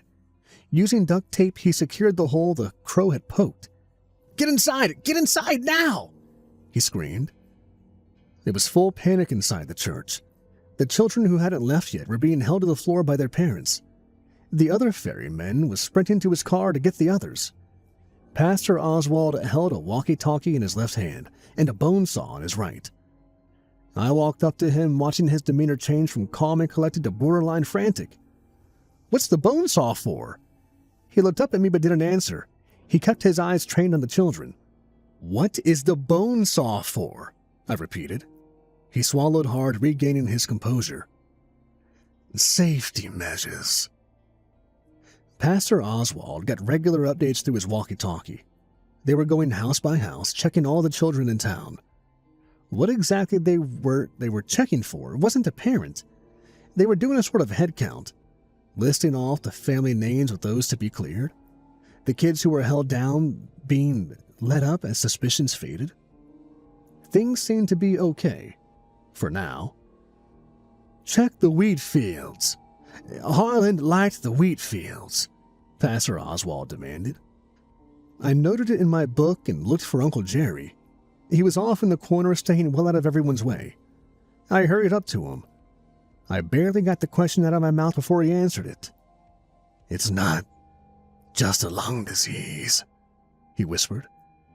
It's unnatural, defiant. I don't understand. Some things don't work as they're supposed to. When explanation fails to account for impossible things, sometimes we just have to make do with what works. Then explain it. Explain what you think happens. He looked at me, then back at the congregation. The tension was starting to subside. Old Harlan didn't want to go yet, so he clawed his way back for one more go. He just needs to find someone willing to carry on for him. Like a possession? Jerry looked around the room and gave me the tiniest nod. As the congregation's tolerance to outsiders waned, Pastor Oswald hurriedly asked me to leave. He wasn't harsh about it, but rather matter-of-factly. This was a time of crisis in his community, and he couldn't take the time to be a good host. He insisted I come back in a couple of days when things calmed down, and he'd be happy to explain exactly what happened. But for now, I had to leave. I got in my car, waved goodbye to Uncle Jerry, and slowly made my way out of town. Not exactly the way I'd expected the day to go, but I wasn't about to intrude. Not on a night like this. I carefully bumped my way down the shitty road leading out of town and took a left. My car kept complaining about the Wi-Fi connection. I followed the road curling back and forth. There were no streetlights, but the moon was as large as ever. That, and I wasn't really expecting to see a lot of people on these roads. That is, until I noticed something up ahead. There was a car in the middle of the road. The motor was still running. I could see the exhaust. The driver's side door was wide open and covered in blood. I stayed in my car trying to get a signal on my phone. It didn't work. I shuffled my way out the door. I had to check if someone was injured. I mean, it sure looked like someone was, but there was no damage to the car. They hadn't hit anything. There was just a lot of open doors and blood, especially in the driver's seat. I called out to see if there was anyone there, but no one responded. The keys were still in the ignition. There was a comic book in the back seat. It was torn in half. I turned back towards my car and stopped. There was someone standing next to it, looking in through the window. The silhouette was barely covered by the moonlight, showing a figure with one arm much bigger than the other. A tilted torso shaped like a lowercase b. I could see the gleam of white in their eyes, but there was too much of it. Too many. It turned to me, still holding something in its left hand. It left a bloody handprint on my car. It tried to speak, but all that came out was a painful, drawn-out wailing. It was fast, much faster than me for sure. The moment it started running, I was only about 6 steps ahead. I threw myself into the parked car and slammed the driver's side door shut. I crawled over to the passenger side as the door was torn straight off and thrown down the road. I crawled out the other side and shut the passenger door behind me, trapping whatever was coming for me in the car. At least for a couple of seconds. It didn't take long for it to break through. I couldn't just run down the road in a straight line. It would catch me. I had to try and lose it. There was a wheat field on the left side of the road, and I figured I could lose it in there. I ran straight into it, keeping my head down and slowing only to hide my sound. I could hear something behind me, something frustrated with a deep, wheezing breath, like a man slowly choking to death. I managed to find a spot in the middle of the field where I could duck down. It was right there by the edge, but in the shade of a tree. There was no way that thing would accidentally find me there. I listened to it shuffling about. It was nowhere near me, but I could tell there was something wrong with it. The proportions were wrong, the sounds were wrong. It tried to speak, but it turned into either screams or a strangely coherent stutter. It sounded like words, but I couldn't make them out. Then I looked up. A family of crows tilted their heads down at me. One of them hopped along a branch, inspected me and cawed. The others followed suit. I don't think they meant anything bad, but they drew attention to me. Soon, that thing was coming my way. I tried to get away, but even at a sprint, I was nowhere near as fast. I remember something knocking me to the ground and putting a foot on my back. At least I think it was a foot.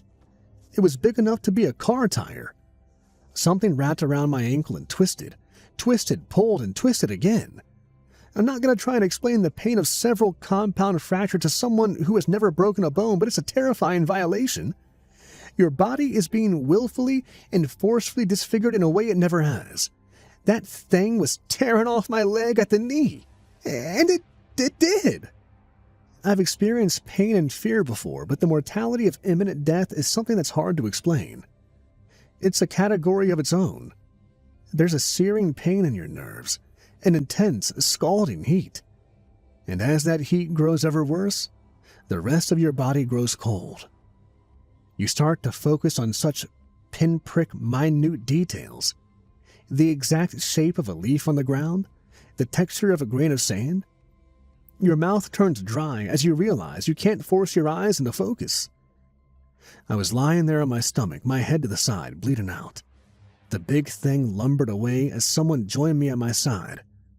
A man sat down in the grass, leaning against a tree. The crows didn't seem to react to him like they did with me. It was Uncle Jerry. They don't mean to do it. They're not even scared. It's just like clawing your way to the surface for air. It's what comes naturally. I couldn't answer. I was trying to conserve my breath. This happened to you too, back when I went. My eyes rolled, looking for him. I saw his shape, but it was diffuse, transparent. They got most of me out before I caught hold. Cut the extra arms off and all, but part of me is still in there. Just a bit distant. I could hear something shuffling around in the field. Whatever did this to me was still out there. I'm not here to gloat. I've had time to calm down, to come to terms with things. Your life is yours, I accept that. Honestly, I'm just glad we had a chance to talk. He leaned in close, stroking my hair. I remember back when I was small, crying in my mother's arms. He was the man on the table all those years ago. If you let me in, I'll make this work. Just this once. What do you say? I couldn't say anything, but I didn't have to. He knew my answer. I would do anything for a couple of more breaths. I felt my pulse slow. I could focus, not just on a single straw of grass, but the whole field. I could wet my tongue and wipe the sweat from my brow. I scooched a little, expecting a fountain of pain from my missing leg. But nothing came of it. Looking down, I was fine. I had a new leg. The skin and hair of it looked a little darker, but it was a leg. It just wasn't mine. It took some time to get used to. By the time I got off the ground, the thing was still running through the fields, tearing up swaths of wheat and wailing at the top of its lungs. It would stop at times to cough and wheeze, looking up at the moon. It seemed fascinated by it, like it really enjoyed the outdoors while simultaneously letting out a terrified scream. 2 wills, 1 body. I made my way back to the main road. There were more cars there. The ferrymen, along with a couple of volunteers. They were armed. The headlights from their cars cast these long shadows stretching down the road, highlighting the blood, some of which was mine, dripping from the torn edge of my pant legs. "It's in the fields. It's big," I said, pointing. "Just the one?" "Just one." They fanned out and readied their weapons. The last thing I heard before they entered the wheat field was a silent, "Sorry, Harlan." And seconds later, they were shooting. I sat down in my car, adjusting the seat to the new length of my leg. I heard the shooting. Then the shooting stopped. They burned something in the field and dragged the abandoned car off the road. A couple of days later, I talked to my aunt. She confirmed that I'd had an Uncle Jerry and that I went to his funeral as a kid. That was the time I caught Good Friday lung. Apparently, I was one of the first kids to survive it. She didn't want to get into specifics, but it had been violent. You have to do something terrible to stop it from expanding in a host. Researching it further, the best explanation of the condition is that a newly dead body sort of finds its way into a younger one, like a person desperate for air. Except 2 people can't inhabit the same space. It collides, creating something twisted and in between. It can be stopped if noticed immediately, but even then, chances are slim. I wrote a paper about it, but it was rejected. I had to go to one of my backup subjects. This was a couple of years ago, and I've tried to gain some legitimacy. I've had my leg tested, but they haven't found a reason why it looks so different, or is of a different length. Yes, at a glance, it looks like something just slap-grafted onto my knee, but that explanation has been denied several times. There's no scar tissue, no mending marks on the bone. Nothing. It's like it was supposed to be there. And, of course, I wonder if this is going to happen to me someday. I was born there, but I haven't lived there. How can you know whether you're part of this chain or not? You won't know for sure until you're gone, and by then, you're not experiencing anything. Or maybe, in the case of Harlan, you are. Do I want to? What's the alternative? I have plenty of years left to consider this, and I don't think I'll ever have a clear answer. Just to be sure, I think I'll have a final request upon my passing. Make sure my body is properly shrink-wrapped.